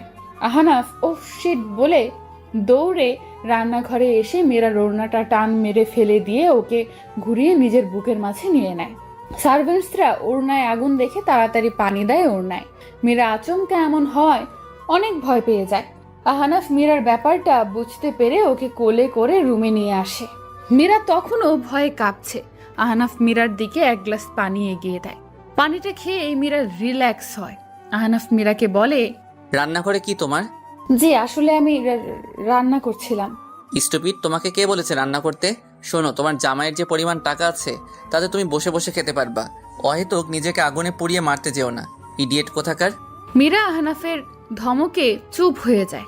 আহানাফ মীরার দিকে তাকিয়ে বলে, নেক্সট টাইম যতই ভয় পাও না কেন, নিজের অষ্টযুগল কাঁপবে না। কেন? আহানাফ মীরার সামনে ঝুঁকে বলে, আমার এই কাঁপানি দেখলে সমস্যা হয়? কি সমস্যা? নিজেকে ওই অষ্টযুগলে দিয়ে দিতে ইচ্ছে করে। বলেই আহানাফ বেরিয়ে আসে রুম থেকে। আর মীরা আহানাফের কথায় অনেক লজ্জা পায়। রাতে মীরা বসে বসে আহানাফের ল্যাপটপে মুভি দেখছে, আর আহানাফ অন্য ল্যাপটপ দিয়ে কাজ করছে। এমন সময় মীরার ফোনে কল আসলো। মীরা ফোন হাতে নিয়ে দেখে রাজের স্ত্রীর ফোন। মীরা কল রিসিভ করলো। আদাব ভাবি। আদাব। জি বলুন ভাবি। মীরা, রাজকে আজ 2 দিন ধরে খুঁজে পাচ্ছি না। প্রথমে ভেবেছিলাম কাজের জন্য মনে হয় কোথাও গেছে বলে যায়নি, কিন্তু অফিসে কল করে জানলাম তারা রাজকে ছুটি দিয়েছে অফিস থেকে। যদি ছুটি থাকে তবে রাজ কোথায় 2 দিন ধরে? রাজের নাম্বারও বন্ধ। চেনা জানা সবাইকে কল দিয়েছি, কিন্তু কেউ রাজের খবর জানে না। মীরা রাজের স্ত্রীর কথা শুনে অবাক হলো। রাজ 2 দিন ধরে বাসায় যাচ্ছে না। ভাবি আমিও জানি না রাজ কোথায়, আর কোথায় বা যেতে পারে। আচ্ছা, কিছু জানতে পারলে আমাকে জানিও। মীরা আচ্ছা বলে কল কাটলো। রাজ গেল কোথায়? যদিও আন্ডারগ্রাউন্ড হয়ে যায় তবে তো সেটা ভাবিকে নিয়ে হবার কথা। তাহলে রাজ গেল কোথায়? মীরাকে চিন্তা করতে দেখে আহনাফ বলে, কি চিন্তা করছো? হুম কিছু না। রাত অনেক হয়েছে, এসে ঘুমাও। মীরা গিয়ে আহনাফের পাশে গিয়ে শুয়ে পড়ল। কিছু সময়ের মাঝে ঘুমিয়ে পড়ল। মীরা ঘুমিয়ে যেতেই আহনাফ মীরার দিকে তাকিয়ে বলল, স্নিগ্ধময়ী, চিন্তা করো না, আমি আছি তোমার পাশে ছায়া হয়ে। কোনো বিপদ আসতে দেবো না তোমার কাছে। আমার মহারানীর দিকে কেউ চোখ তুলে তাকালে তার চোখ উপড়ে দেবো আমি। আহনাফ মীরার দিকে তাকিয়ে আছে। মুগ্ধময় রূপের স্নিগ্ধময়ী সে, আমার ভালোবাসার রাজ্যের মহারানী সে। সকালে আহনাফ ঘুম থেকে উঠে দেখে মীরা ওর সাথে একদম আষ্টে পৃষ্ঠে ঘুমিয়ে আছে। মীরার গায়ে কম্বল না থাকায় হয়তো ওর শীত লাগছিল, তাইও আহনাফের গায়ের সাথে মিশেছিল। মীরাকে দেখতে একদম বাচ্চাদের মতো লাগছে আহনাফের কাছে। আহনাফ মীরাকে এভাবে ঘুমাতে দেখে মৃদু হাসলো আহনাফ। আহনাফ মীরাকে দেখে বলল, পিচ্ছি একটা, ভাবতে অবাক লাগে সেই গোলাপি ফ্রক পরা সেই ছোট্ট পরীটা আজ আমার ঘরের বউ। আহনাফ নিজের ওষ্ঠদয় ছোঁয়ালো। মীরা হালকা কম্পন করে উঠল। আহনাফ উঠে পড়ল। আলমারি থেকে কাপড় নিয়ে শাওয়ার নিতে গেল। শাওয়ার নিয়ে এসে দেখে মীরা উঠে পড়েছে। আহনাফ তোয়ালে দিয়ে চুল মুছতেছে আর আয়নার দিকে তাকিয়ে মীরাকে দেখছে। মীরা আর মোড়া দিয়ে উঠে দাঁড়ায়। মীরা আহনাফকে দেখে ফ্রেশ হতে চলে যায়। আহনাফ রেডি হয়ে নিচে আসে। আহনাফের চাচি আজকে চলে যাবে। আহনাফ তাকে দিয়ে আসতে যাবে। মীরা রেডি হয়ে নিচে আসলো। তারপর আহনাফের চাচির সাথে কথা বলে তাকে বিদায় দিল। মীরা আজকে পুরো বাসায় একা। মীরা খাবার টেবিলে খাবার খেয়ে নিল। তারপর রুমে এসে রাজের নাম্বারে ফোন দিল। না, রাজের নাম্বার বন্ধ বলছে। মীরার অনেক চিন্তা হচ্ছে। রাজ কোনো বিপদে পড়লো না তো আবার? মীরা রাজের কথা ভুলে আহনাফের কথা ভাবতে লাগলো। আহনাফকে সে কিভাবে তার ভালোবাসা দিয়ে ফেরাবে। মীরা ভাবছে আজকে সে আহনাফের জন্য কিছু স্পেশাল করবে। মীরা সেই ভাবনা মতো সব আয়োজন করা শুরু করলো। সন্ধ্যায় বাসায় আসলো আহনাফ। বাসায় এসে সব চুপচাপ দেখে একটু অবাক হলো আহনাফ। সিঁড়ি দিয়ে রুমে এসে অবাক হলো আহনাফ। পুরো ঘর মোমবাতি দিয়ে সাজানো, খাটে ফুল দিয়ে সাজানো। আহনাফ বুঝতে পারছে না এসব কি হচ্ছে। আহনাফ রুমে ঢুকে দেখে মীরা দাঁড়ানো, একটা লাল শাড়ি পরে। আহনাফকে দেখে মীরা মুচকি হাসলো। মীরা আহনাফের কাছে এসে বলল, কেমন লাগছে? এসব কি? তেমন কিছু না, আজকের রাতটা আপনার সাথে কাটাতে ইচ্ছে করছিল। রাত কাটাতে ইচ্ছে করছিল নাকি বিছানায় যেতে ইচ্ছে করছিল, কোনটা? আহনাফের কথায় মীরা অবাক আর ব্যথিত হলো। মীরা ব্যথিত গলায় বলল, মিস্টার আহনাফ, বিয়ের পর এখনো আমি আপনার কাছে যাইনি। আজ আমি চাইছিলাম একসাথে রাত কাটাতে, আর আপনি এসব কি বলছেন? এইসব মেলোড্রামার কোনো দাম নেই আমার কাছে। আমি তোমার মতো মেয়েকে নিজের স্ত্রী ভাবি না। নিজেকে বিছানায় নিতে চাইলে সোজা বলবা, সোজা নিয়ে যাব। এসব নাটক করবেন আমার সাথে? কেন এমন করছেন আমার সাথে? কি ক্ষতি করেছি আমি আপনার? যদি আমাকে ভালোই না বাসবেন তবে কেন করলেন বিয়ে? কেন আমাকে এভাবে কষ্ট দিচ্ছেন মিস্টার আহনাফ? হুশ, আওয়াজ নিচে। আমার সাথে আওয়াজ উঠিয়ে কথা বলবে না। আমি তোমাকে কেন বিয়ে করেছি কেন তা তুমি অনেক তাড়াতাড়ি জানবে। তোমাকে দেখলে আমার শুধুই রাগ আসে। তোমাকে সহ্য হয় না আমার। আহনাফ মীরাকে ধাক্কা মেরে সরিয়ে দিয়ে সব কিছু লণ্ডভণ্ড করে দিয়ে বেরিয়ে গেল। মীরা ওখানে বসে চিৎকার করে কাঁদছে। যদি আমাকে কষ্ট দিয়ে আপনি খুশি হন তবে তাই সই। আমিও দেখব কত কষ্ট দিতে পারেন আমাকে আপনি। আমার ভালোবাসা বড় নাকি আপনার প্রতিশোধ? আহনাফ চলে আসলো রাস্তায়। আহনাফ যদি পারে তো যেন নিজেকেই নিজে মেরে ফেলে এমন অবস্থা, কারণ সে চায় না মীরাকে কষ্ট দিতে। কিন্তু মীরাকে দেখলে ওর বাবার করা অন্যায়গুলো চোখে ভাসে। আহনাফ চাইলেও পারছে না মীরাকে ভালোবাসতে। ভালোবাসার আগুন দাও দাও করে জ্বলছে আহনাফের মনে, কিন্তু মীরাকে দিয়ে ভালোবাসার তৃষ্ণা মেটাতে পারছে না। আহনাফের নিজেকে খুব অসহায় লাগছে। দুদিন পর সেদিনের পরও মীরার চেষ্টা চালিয়ে গেছে আহনাফের সাথে সম্পর্ক স্বাভাবিক করতে, কিন্তু আহনাফ মীরাকে একদম পাত্তা বা সেই সুযোগ দেয়নি। মীরা চাইলেও পারছে না আহনাফের কাছে যেতে। মীরা ভেবে পাচ্ছে না কিভাবে সে তাদের সম্পর্ক আলোর পথে আনবে। এই অন্ধকার আর কত? জানলার পাশে মাথা ঠেকিয়ে দাঁড়িয়ে এসব ভাবছে মীরা। বুক চিরে বেরিয়ে আসছে দীর্ঘশ্বাস। মীরা পারছে না আর এভাবে থাকতে। তার বাবার শাস্তি আহনাফ তাকে দিচ্ছে, কিন্তু এখানে মীরার কি ভুল? সুখ সে হয়তো আমার ভাগ্যে নেই। আমি চাইলেও আপনার তুমিময় প্রাপ্তি হতে পারছি না। প্রাপ্তের খাতাটা শূন্য হয়েই গেছে। সুখ পাখি হয়তো আমার খাঁচায় ধরা দেবে না। মীরা জানালার বাহিরে সাদা মেঘগুলো দেখছে। অপরদিকে আহনাফ মীরার বাবাকে একদম রাস্তায় নামিয়ে দিয়েছে। মীরার বাবার ব্যবসা একদম ভেঙে গেছে। আহনাফ চাচ্ছে মীরার বাবা এবার ওর বাকি দুজনের সাথে দেখা করতে, তবেই আহনাফ ওই বাকি দুজনের খোঁজ পাবে। আহনাফ এখন মীরার সামনে তেমন যায় না। আহনাফ বুঝতে পারছে মীরা তাকে আপন করতে যাচ্ছে, কিন্তু আহনাফ সেটা পারছে না। আহনাফ চায় না এটা হোক। এই বিয়ের সময়সীমা একদম সীমিত। ঠিক সময় আহনাফ মীরাকে মুক্ত করে দেবে এই বন্ধন থেকে। আহনাফের এসব ভাবনার মাঝে আকাশ আসে আহনাফের কাছে। স্যার আসবো? আসো। স্যার একটা কথা ছিল, খুব দরকারি। কি? স্যার ওই যে ম্যাডামের বন্ধু রাজ আছে না, ওনার লাশ পাওয়া গেছে। আজ সকালে ওনার বাসার সামনে কেউ ওনার লাশ পার্সেল করে দিয়ে গেছে। হোয়াট? G sir. কিন্তু এসব কিভাবে হলো? জানি না স্যার, আপনি বরং ম্যাডামকে নিয়ে যান ওদিকে। ম্যাডামের কাছেও ফোন এলো বলে। আহনাফ আকাশের কথা মতো বেরিয়ে গেল। আহনাফ জানে মীরা রাজের মৃত্যুর কথা জানতে পারলে অনেক ভেঙে পড়বে। আহনাফ তাড়াতাড়ি বাসায় চলে আসলো। মীরা তখন সোফায় বসে ম্যাগাজিন পড়ছিল। আহনাফকে এত তাড়াহুড়ো করতে দেখে চমকে যায় মীরা। আপনি এভাবে? তোমার আমার একটা কথা বলার আছে। কি কথা? কথাটা তোমাকে বলার পর তুমি কোনো রিয়াক্ট করবে না, ওকে? আর উত্তেজিত হবে না। আচ্ছা, কিন্তু কি? রাজ মারা গেছে। আজ সকালে কেউ ওর লাশ ওর বাসার সামনে রেখে গেছে। মীরা আহনাফের কথা শুনে থমকে গেল। দাঁড়ানো থেকে বসে পড়ল মীরা। এটা হতে পারে না। এটা কিভাবে হতে পারে? এটা হতে পারে না। আপনি মিথ্যা কথা বলছেন। এটা সত্যি। চলো আমাদের রাজের ওখানে যেতে হবে। আহনাফ মীরাকে সাথে নিয়ে রাজের বাসায় গেল। রাজের বাসায় কান্নার হাহাকার হচ্ছে। রাজের স্ত্রী পাগল প্রায়। অফিসের সবাইও এসেছে, তারাও এমনটা আশা করেনি। রাজের লাশ দাফন করে জানাজা সম্পূর্ণ করে বাসায় আসলো আহনাফ মীরা।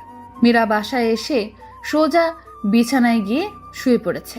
সব কেমন এলোমেলো লাগছে তার। আরো 4 দিন পর। এই 4 দিনে মীরা নিজেকে কিছুটা স্বাভাবিক রেখেছে। আহনাফ এই 4 দিন মীরার সাথে খারাপ ব্যবহার করেনি। রাতে মীরা আলমারিতে কি জানি খুঁজছিল, তখন ও একটা ফাইল পেল। মীরা কৌতূহল নিয়ে ফাইলটা ওপেন করে চমকে গেল। কারণ ফাইলটা হলো ডিভোর্স পেপার, মানে আহনাফ তাকে ডিভোর্স দিবে, তার সাথে সব সম্পর্ক শেষ করে দেবে আহনাফ। মীরা ফাইলটা আগের জায়গায় রেখে দিয়ে আলমারি বন্ধ করে ওখানেই বসে পড়ল। মীরা পারল না আহনাফকে ফেরাতে, হেরে গেল মীরা, তার ভালোবাসা পরাজিত হয়ে গেল। মীরা নীরবে কাঁদছে। আজ সত্যিই সে ব্যর্থ। গাড়ির হর্নের আওয়াজে মীরা চোখ মুছে উঠে দাঁড়ালো। আহনাফকে বুঝতে দেওয়া যাবে না ও জেনে গেছে সব। মীরা চলে যাবে নিজেই, এখন শুধু সময়ের অপেক্ষা। হসপিটালে বাবাকে দেখতে এসেছে মীরা। মীরার বাবার শরীরের অবস্থা খুব খারাপ। আইসিইউতে রাখা হয়েছে মীরার বাবাকে। মীরা ওর বাবার পাশে বসে আছে। হাজার খারাপ লোক হোক, কিন্তু বাবা তো চাইলেও ঘৃণা করা যায় না। তাই মীরা বাবাকে দেখে আইসিইউ থেকে বেরিয়ে আসলো। মূলত মীরার বাবা ব্যবসা একদম শেষ। যত টাকা ধার নিয়েছিল তার সব পরিশোধ করতে করতে এখন সে কাঙাল। রাস্তায় নেমে গেছে মীরার বাবা। এখন এই সব চিন্তার কারণে ব্রেন স্ট্রোক করেছে সে। সকালে মাহি মীরাকে ফোন করে জানিয়েছে যে ওদের বাবা ব্রেন স্ট্রোক করেছে। মীরা সেই সময়েই বাসায় এসে হসপিটালে নিয়ে এসেছে বাবাকে। আহনাফ জানে না এখনো যে মীরার বাবা হসপিটালে। মীরা সেদিন রাতের পর থেকে এড়িয়ে চলে আহনাফকে। মীরা আর চায় না নিজেকে মায়ায় জড়াতে। আহনাফ সারা রাত পর বাসায় এসে জানতে পারলো মীরার বাবা নাকি স্ট্রোক করেছে, তাই মীরা তাকে হসপিটালে নিয়ে গেছে। আহনাফ ফ্রেশ হয়ে কোন হসপিটালে মীরা গেছে সেটা খবর নিয়ে সেই হসপিটালে গেল। আহনাফ গিয়ে দেখলো মীরা আর মাহি বসে আছে আইসিইউর সামনে। আহনাফ ডাক্তারের সাথে কথা বলে জানতে পারলো মীরার বাবার অবস্থা অনেক খারাপ, যে কোনো সময় যে কোনো কিছু হয়ে যেতে পারে। আহনাফ ডাক্তারের কথা শুনে আবার মীরাদের কাছে আসলো। মাহি মীরার কাঁধে ঘুমিয়ে আছে মাথা দিয়ে। আহনাফ সেটা দেখে মাহিকে কোলে করে গাড়িতে নিয়ে আসে আর ড্রাইভারকে বলে মাহিকে বাসায় দিয়ে আসতে। আহনাফ মাহিকে বাসায় পাঠিয়ে আবার মীরার কাছে আসে। এসে মীরার পাশে বসে। মীরা সব দেখেও চুপ করে মাথা নিচু করে বসে আছে। আহনাফ মীরাকে এভাবে দেখে নিজ মনে বলল, অভিমানী, কোনো কারণে অভিমান করে আছে এই চঞ্চলবতী। আহনাফ ঘড়ির দিকে তাকিয়ে দেখে বেলা 2টা বাজে। আহনাফ ভালোই জানে মীরা এখনো কিছুই খায়নি, তাই আহনাফ বাইরে গিয়ে খাবার নিয়ে আসলো মীরার জন্য। কিছু খাবার এনে মীরার সামনে দিয়ে বলল, খাবারগুলো খেয়ে নাও। আমার ক্ষুধা নেই, আমি খাবো না। তোমার ক্ষুধা লাগছে না লাগে নাই আমি তো জানতে চাইনি সেটা। তোমাকে বলছি এগুলো খেতে ব্যাস খাবে, এত কথা বলো কেন? আমার ক্ষুধা নেই তো আমি কিভাবে খাবো? আহনাফ জানে মীরার সাথে অহেতুক কথা বলে লাভ নেই। আহনাফ প্যাকেট থেকে একটা ব্রেড বের করলো। তারপর মীরার মুখটা চেপে ধরে রুটিটা ঢুকিয়ে দিল মুখে। তারপর বোতলের খুলে পানি ঢেলে দিল মুখে। আহনাফের এমন কাজে চোখ বড় হয়ে যায় মীরার। একে তো মুখে এত খাবার, মীরা খুব কষ্টে খাবারটা গিলে নিল। তারপর কাশতে কাশতে বলল, আপনি কি এইভাবে কেউ কারো মুখে খাবার ঢোকায়? দম আটকে যাচ্ছিল আমার। তুমি তো সোজা কথার মেয়ে না, তাই তোমার স্টাইলেই তোমাকে খাওয়ালাম সাংবাদিক ম্যাডাম। মীরা আর কোনো কথা বলল না, চুপচাপ বসে থাকলো। রাতে মীরার বাবার অবস্থা আরো খারাপ হয়ে গেল। অনেক চেষ্টা করেও শেষ রক্ষা হলো না। ফজরের দিকে মীরার বাবা শেষ নিঃশ্বাস ত্যাগ করে। মীরা বাবার মৃত্যুতে অনেক কষ্ট পায়। আহনাফের কোনো প্রতিক্রিয়া নেই, কারণ মীরার বাবা এই করুণ অবস্থা হয়েই ছিল আহনাফের কারণে। আহনাফ মীরার বাবাকে এই রাস্তায় নিয়ে এসেছে। হ্যাঁ, আহনাফ তার প্রতিশোধ নিয়েছে। সকালে সব ফর্মালিটি পূরণ করে মীরার বাবার লাশ নিয়ে আসা হয় মীরাদের বাসায়। মাহিকে সকালে ফোন দিয়ে জানানো হয় ওর বাবার কথা। সকালে 9টার দিকে দাফন দেওয়া হয় মীরার বাবাকে। বাবার মৃত্যুতে মাহিও একদম ভেঙে পড়ে, কারণ বাবা ছাড়া আর কেউ নেই তার। আহনাফ মাহির কাছে এসে ওকে শান্ত করে। এরপর মাহিকে আর মীরাকে নিয়ে বাসায় আসে। এখন থেকে মাহিকে ওদের সাথেই রাখবে। 1 সপ্তাহ পর ইদানিং আহনাফ আর আগের মতো মীরার সাথে খারাপ ব্যবহার করে না, তবে এমন না যে আবার ভালোবেসে কাছে আনে। আগের মতোই সব, শুধু কোনো রাফ বিহেভ করে না। মীরার সময় এখন মাহিকে নিয়ে যায়। 2 বোন একসাথে আড্ডা দেয়, রান্না করে। সকালে আহনাফ নাস্তা করে অফিসে চলে আসে। আজকে একটা গান রেকর্ড করতে স্টুডিও যেতে হবে ওকে। মীরা আর মাহি ঠিক করে শপিং করতে যাবে। যেমন ভাবনা তেমন কাজ। মীরা আর মাহি বেরিয়ে পড়লো শপিং করতে যাওয়ার জন্য, কিন্তু তারা আহনাফের বাসার কোনো গাড়ি নিয়ে যায় নাই। শপিং করতে এসে কিছু কেনাকাটা করে দুজনে। তারপর রেস্টুরেন্টে বসে কিছু খাবার খেয়ে নেয়। খাওয়া দাওয়া কেনাকাটা করে দুজন রাস্তায় দাঁড়ানো গাড়ির জন্য। রাস্তায় ওরা দুজনে দাঁড়িয়েছিল। ওই সময় একটা সাদা রঙের গাড়ি এসে থামলো ওদের সামনে। গাড়ি থেকে কয়েকজন মাস্ক পরা লোক বেরিয়ে এসে মীরাকে তুলে নিয়ে যায়। মাহি বাধা দিতে গেলেও পারল না। মীরাকে গাড়িতে তুলে লোকগুলো চলে গেল। মাহি সাথে সাথে আহনাফকে ফোন দিল। আহনাফ স্টুডিওতে থাকায় ফোন সাইলেন্ট করা, যার কারণে আহনাফ ফোন রিসিভ করতে পারল না। এদিকে মাহি কি করবে বুঝতে পারছে না।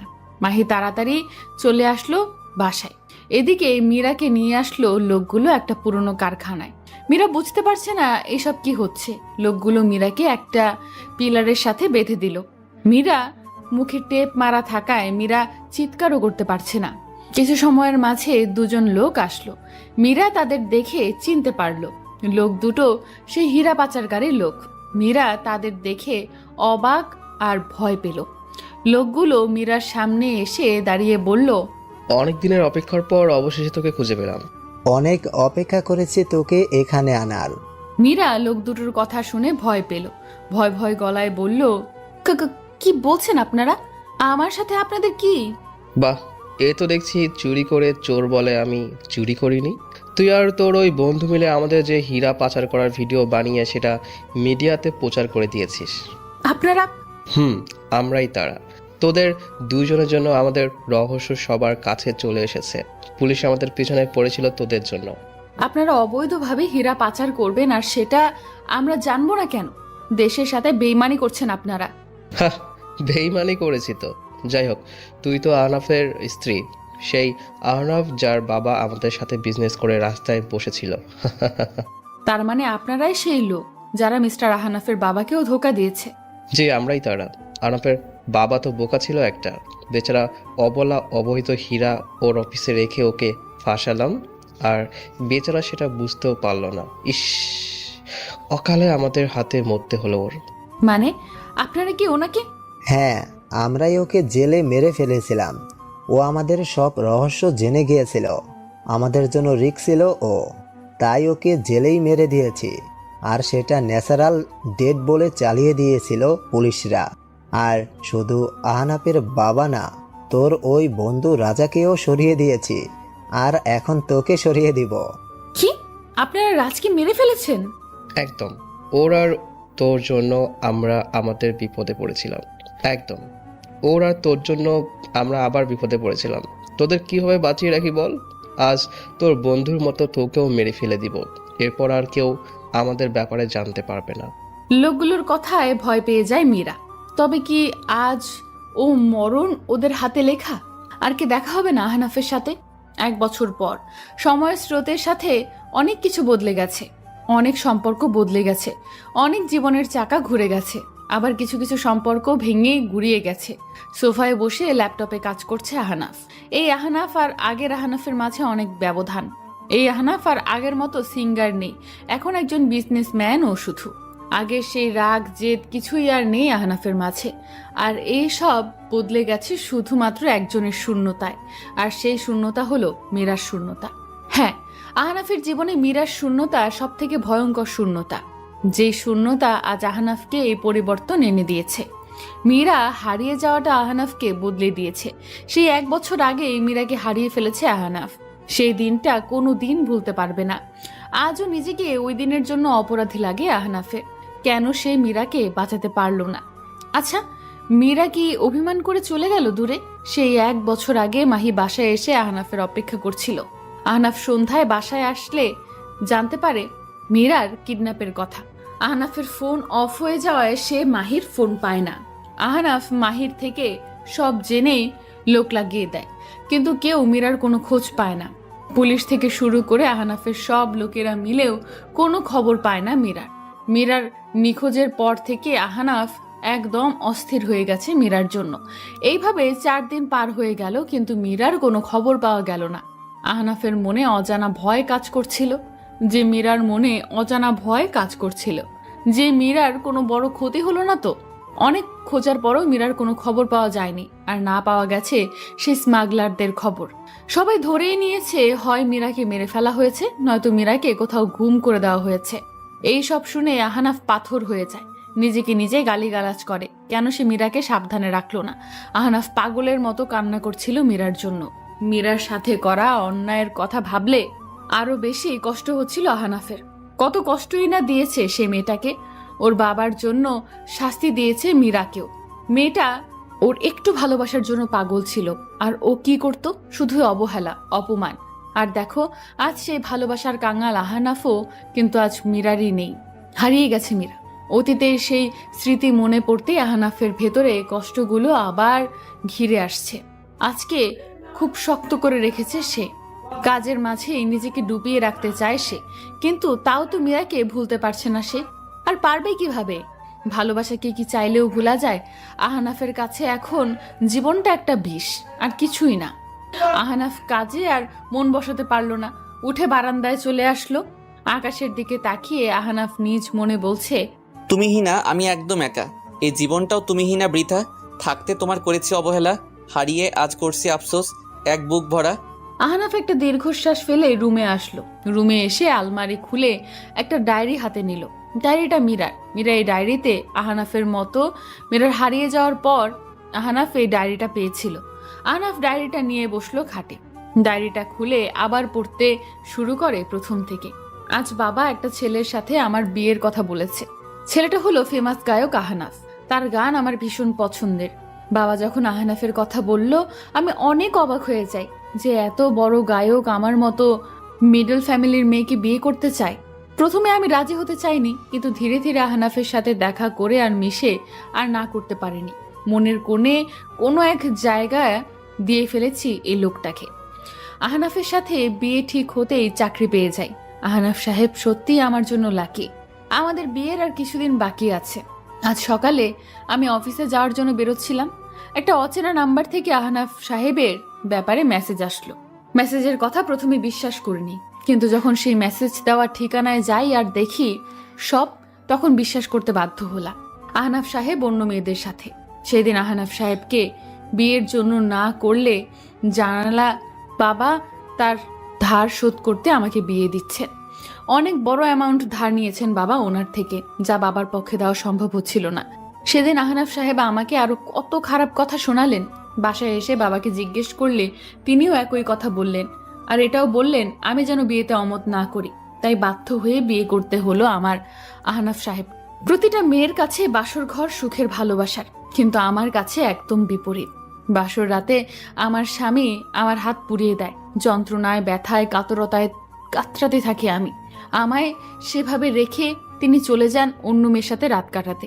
সদ্য বিয়ে হওয়া স্বামী স্ত্রী রেখে অন্য মেয়ের সাথে যায়, আর স্ত্রী হয়ে সেটা সহ্য করা কতটা কষ্টের তা বলে বোঝানো যাবে না। বিয়ের পরদিন থেকে আহানাফের কর অপমান, অবহেলা সহ্য করে গেছি।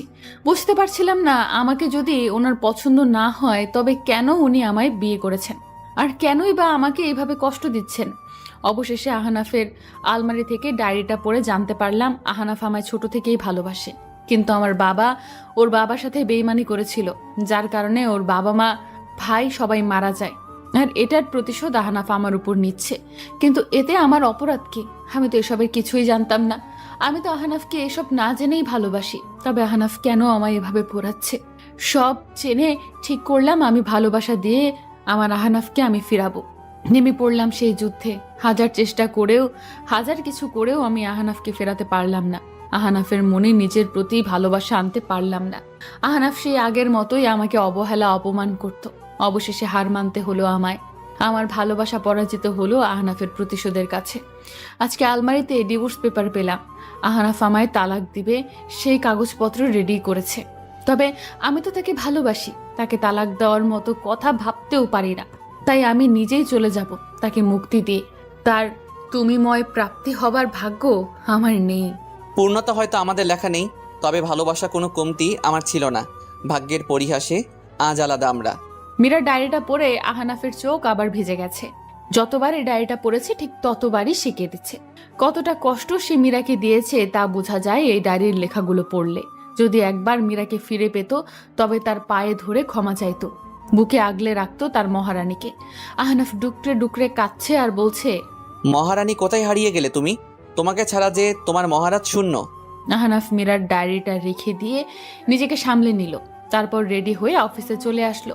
মাহি বর্তমানে আহনাফের বাসাতেই আছে। মাহিও বোনের হারিয়ে যাওয়ার শূন্যতায় ব্যথিত। এক দমকা হাওয়ায় সব এলোমেলো করে দিল ওদের। রুমে বসে চিৎকার করে যাচ্ছে একটা মেয়ে, চিৎকার চেঁচামেচি করছে, সাথে এদিক সেদিক জিনিসপত্র ছুঁড়ে মারছে মেয়েটা। মেয়েটার পরনে একটা সাদা টি শার্ট আর ব্ল্যাক প্যান্ট পরা। মেয়েটাকে থামানোর চেষ্টা করে যাচ্ছে বাড়ির কাজের লোকেরা মিলে, কিন্তু মেয়েটা থামছে না। এমন সময় রুমে আসলো একটা মাঝবয়সী মহিলা। মহিলাটি রুমে এসে দেখে এমন অবস্থা। মহিলাটা সবাইকে ইশারা করতেই সবাই মেয়েটাকে রেখে রুম থেকে চলে আসে। মহিলাটা মেয়ের সামনে এসে দাঁড়িয়ে বলল, মামনি। মহিলার ডাকে মেয়েটা জিনিসপত্র ছুঁড়ে মারা বন্ধ করে মহিলাটার দিকে তাকালো। মেয়েটা মহিলাকে দেখে শান্ত হলো। মহিলাটা মেয়েটার গালে হাত রেখে বলল, মামনি, কি হয়েছে তোর? এত রেগে আছিস কেন তুই?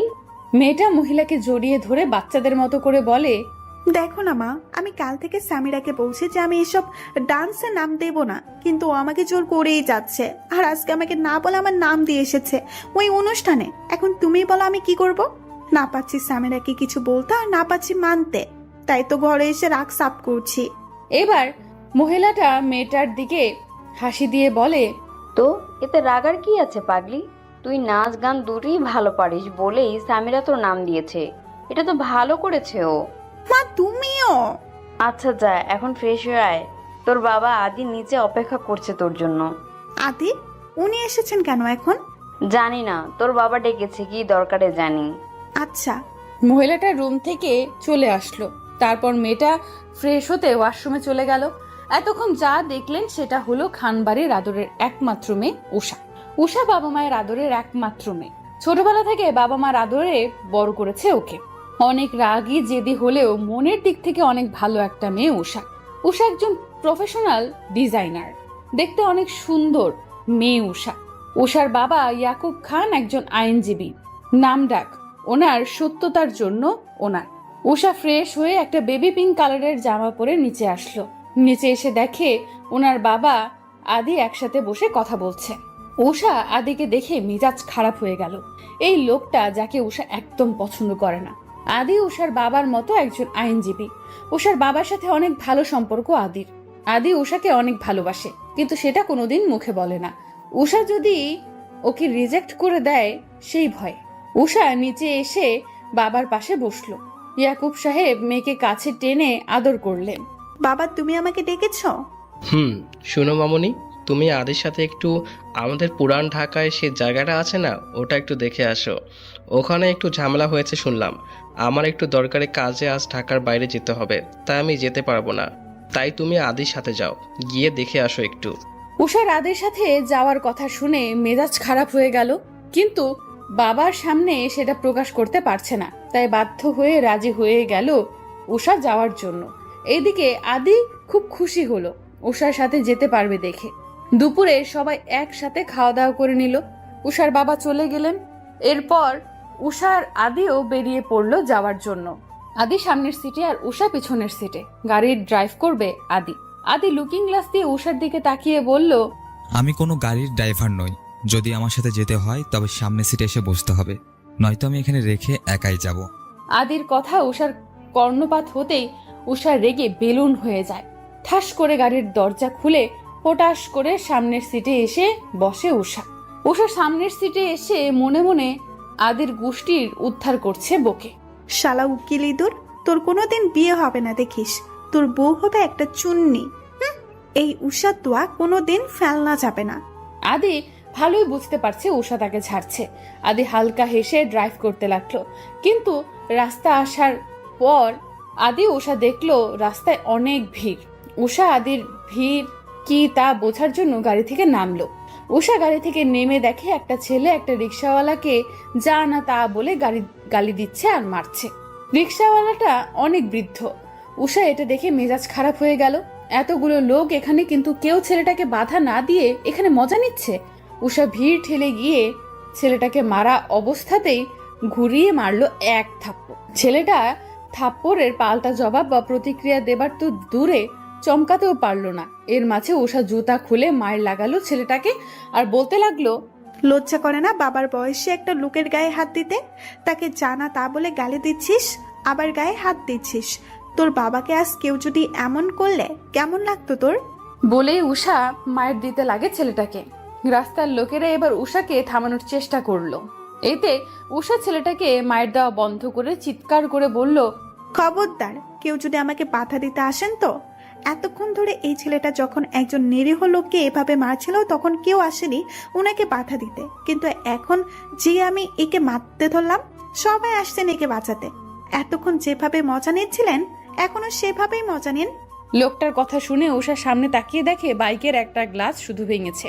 রিকশাওয়ালা কেঁদে দিয়ে বলল, আল্লাহ তোমাদের ভালো করুক বাবা মারা। উষা এবার ওর ব্যাগ থেকে 2000 টাকার নোট বের করে ছেলেটার মুখে ছুঁড়ে মেরে বলে, এই নে টাকা তোর, এই গ্লাসের দামের থেকে বেশি না। ফাদ্দা যদি দেখছি কোনো বয়স্ক লোকের সাথে এমন করতে তাহলে তোর খবর আছে। আদি এবার চারিপাশে ভালো করে তাকিয়ে দেখে এটা নো পার্কিং এরিয়া। আদি ছেলেটাকে বলে, এটা নো পার্কিং এরিয়া। আপনি এখানে গাড়ি পার্ক করছেন কার পারমিশনে? নো পার্কিং এরিয়ায় গাড়ি রেখে আবার এখানেই মাস্তানি? আদির কথা শুনে ছেলেটা কোনো মতে দাঁড়িয়ে বাইক নিয়ে টান দিল। উষা এসে রিকশাওয়ালা চাচাকে উঠালো মাটি থেকে, তারপর তার জামা কাপড় ঝেড়ে পানি দিল খেতে। আদি গিয়ে খাবার এনে দিল চাচাকে। চাচা নেন, খাবারগুলো নেন। আপনি আর আপনার বাসার সবাই মিলে খাইয়েন। চাচা এই নেন, এখানে 5000 টাকা আছে, যাওয়ার পথে ওষুধ কিনে নিয়ে আর বাকি টাকা যা দরকার লাগে। রিকশাওয়ালা চাচা আদি উষার মাথায় হাত বুলিয়ে দিয়ে বলে, আল্লাহ তোমাদের ভালো করুক বাবা মারা, তোমরা অনেক দিন বাঁচো। রিকশাওয়ালাকে বিদায় দিয়ে আদি উষা গাড়িতে উঠল। উষা মনে মনে বলল, গরিবদের জীবন যে কত কষ্টের তা এদের মতো মানুষদের দেখলে বোঝা যায়। কত হাড় ভাঙা কষ্ট করে নিজের পরিবারের জন্য। ভালো থাকুক এই মানুষগুলো। এদিকে আহনাফ অফিস করে মাহিকে কলেজ থেকে নিয়ে বাসায় আসলো। বাসায় আসলে আহনাফের মন একদম কালো মেঘে ঢেকে যায়, তাই বাসায় আসতে ইচ্ছে করে না ওর। আহনাফ আজকে ভাবছে পুরান ঢাকা যাবে, একটু ওখানে গিয়ে কিছুটা সময় কাটিয়ে আসবে। মীরা আর তার প্রথম দেখা হয়েছিল সেই পুরান ঢাকায়। আহনাফ রেডি হয়ে বেরিয়ে গেল যাওয়ার জন্য। পুরান ঢাকায় এসে সব ঘুরে ঘুরে দেখছে উষা আদি। উষার অনেক ভালোই লাগছে জায়গাগুলো। আদি উষার আনন্দ দেখতে তাকিয়ে তাকিয়ে। উষারা ওর বাবার জায়গায় ঝামেলা সব মিটিয়ে এখন অন্য একটা জায়গায় আসছে ঘুরতে। সন্ধ্যার পর এখানে নাকি অনুষ্ঠান আছে নাচ গানের। আদি উষা সেটাও দেখার জন্য এসেছে। আদি উষার জন্য গরম গরম পেঁয়াজু আনলো। এখানকার পেঁয়াজু নাকি অনেক মজা। উষা ঘুরছে আর পেঁয়াজু খাচ্ছে। দেখতে দেখতে সন্ধ্যা হয়ে গেল।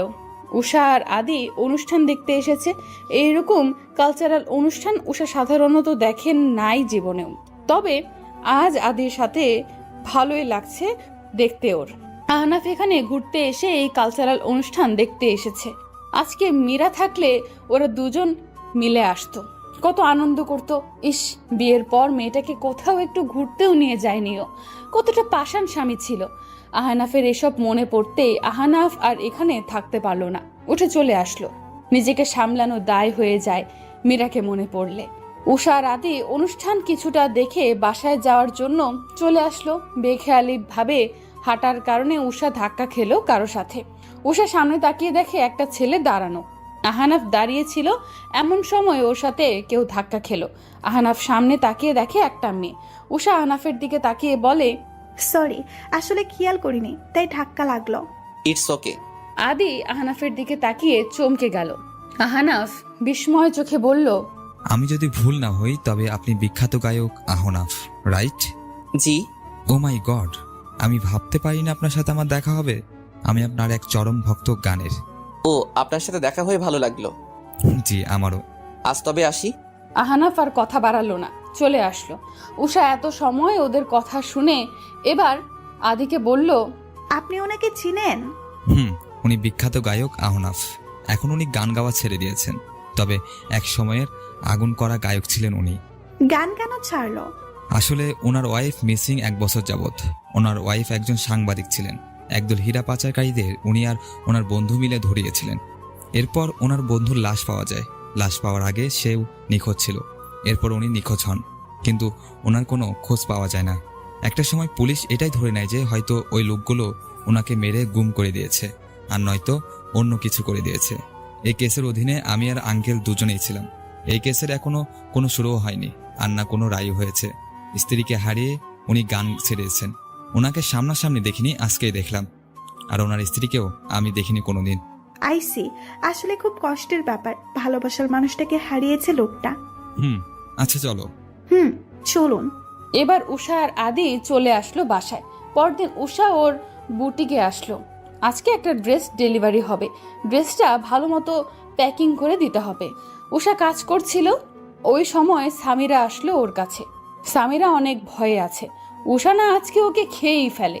সামিরা উষার সামনে এসে বলে, উষু। উষা সামিরাকে দেখেও না দেখার মতো কাজ করছে। সামিরা সেটা বুঝতে পারলো। সামিরা আবার বলল, উষু। কি?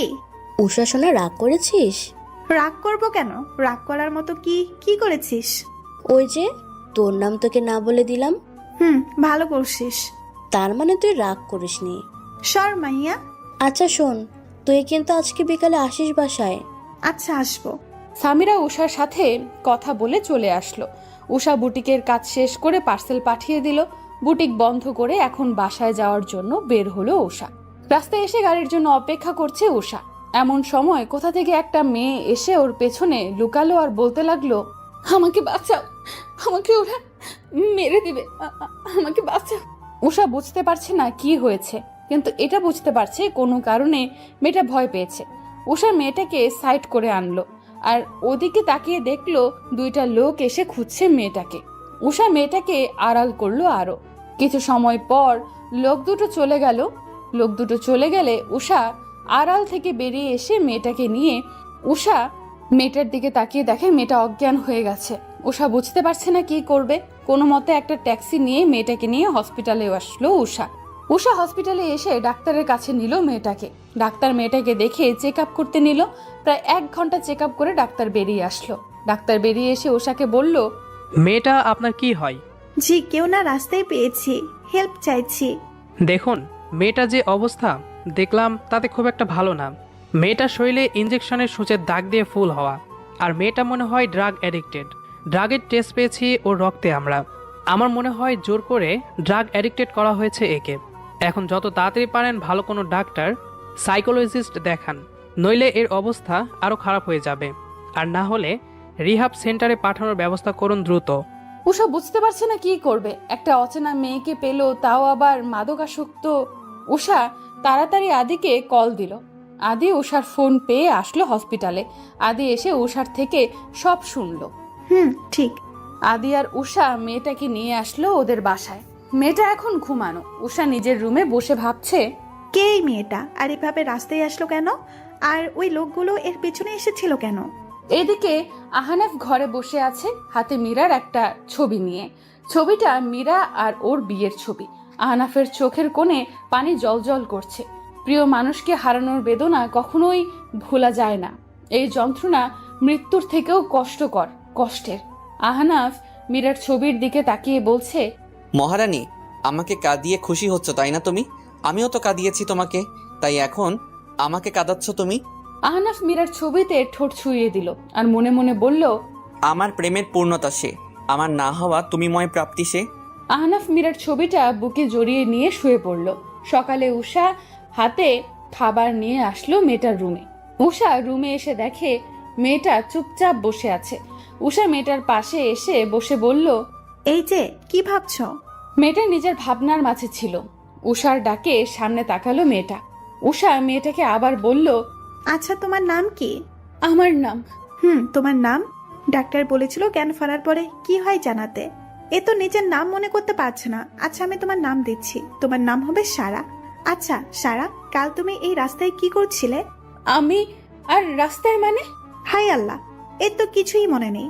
আচ্ছা, আমি এখানে আসলাম কিভাবে? আর তুমি কে? আমি উষা, তুমি আমাকে চিনবে না। আচ্ছা, তুমি খাবারটা খাও, আমি আসছি। উষা উঠে আদিকে কল করলো। আদি সব শুনে ডাক্তারকে নিয়ে আসছে জানালো।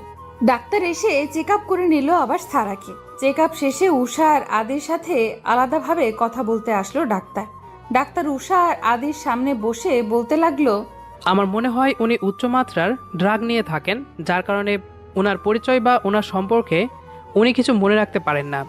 মানে এখন ঘটা ঘটনা নেশা কেটে গেলে ভুলে যান, তাই উনি কে বা ওনার পরিচয় এগুলো সব উনি এখন ভুলে গেছেন।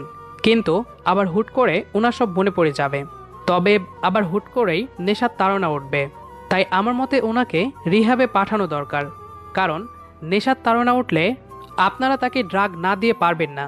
কিন্তু ডাক্তার, ও কে?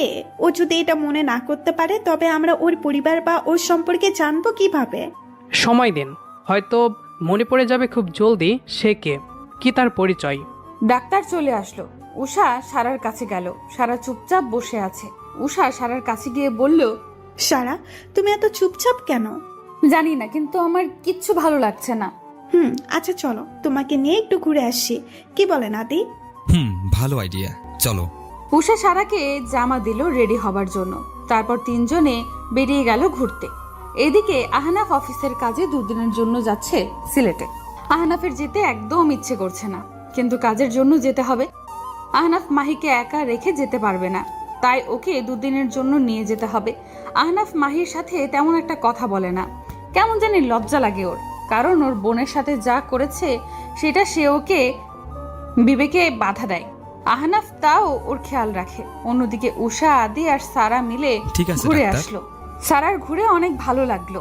উষাও চাইছিল সারার ঘুরে যেন মন ভালো থাকে। উষারা বাসায় আসার পর ফ্রেশ হলো। উষা নিজের রুমে এসে বসলো আর সামিরা ফোন দিল ওর ফোনে।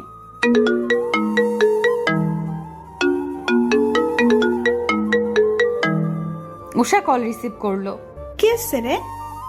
এই চুন্নি, মেল চেক করছস? কিসের? আরে আন্দার ঘরে কান্দা, সিলেটের বুটিক শো এর ইনভাইট আসছে।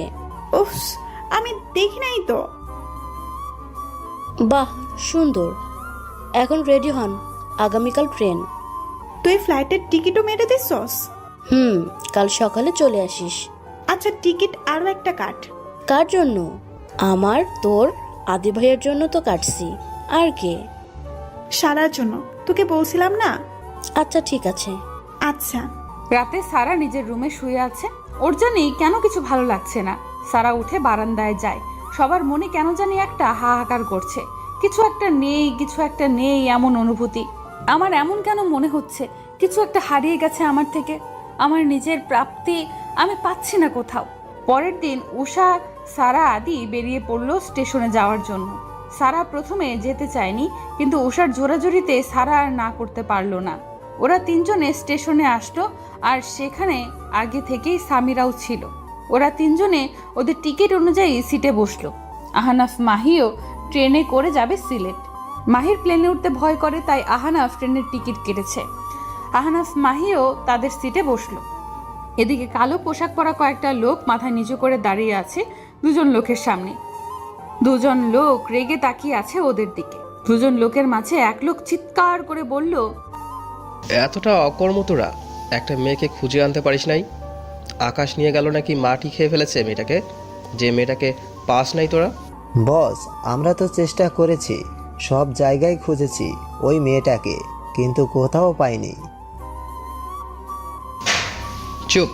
তোরা জানিস যদি ওকে ওর কোনো চেনা কেউ খুঁজে পায় তবে সেটা আমাদের জন্য কতটা বিপদের? সবাই জানে হীরা পাচারকারীদের সাথে সাথে মীরাও হারিয়ে গেছে। সবাই ওকে মৃত ধরে নিয়েছে, আর আজ ওকে পেলে সবাই আমাদের কাছে পর্যন্ত পৌঁছে যাবে। বস, কিন্তু ওরে যেই পরিমাণ ড্রাগস দিয়েছেন তাতে ওর কি সব মনে থাকবে? ড্রাগের তাড়না যখন ওর জাগবে তখন হয়তো থাকবে না, তবে এমনি যতটুকু আমাদের নিয়ে মনে থাকবে ততটুকু দিয়ে আমাদের কাছে পৌঁছে যাবে। তবে যেদিন ও তোদের হাত থেকে পালিয়েছে সেদিন ওর শরীরে এমন একটা ড্রাগ দিয়েছি যে ওর কিছু মনে থাকবে না আগের। তবে হ্যাঁ, এই ড্রাগ একবার দিলেই হবে না, আরও দিতে হবে। এটা রিয়াকশন 4 দিন থাকবে। অলরেডি 2 দিন হয়ে গেছে দেওয়ার। ওকে যেভাবে হোক খুঁজে আন। আচ্ছা বস, আমরা চেষ্টা করছি। লোকগুলো চলে গেল, আর ওই 2জন লোক মদের নেশায় ডুব দিল। ট্রেন চলছে তার নিজের গতিতে। চারপাশের পরিবেশ অনেক সুন্দর, মনোমুগ্ধকর।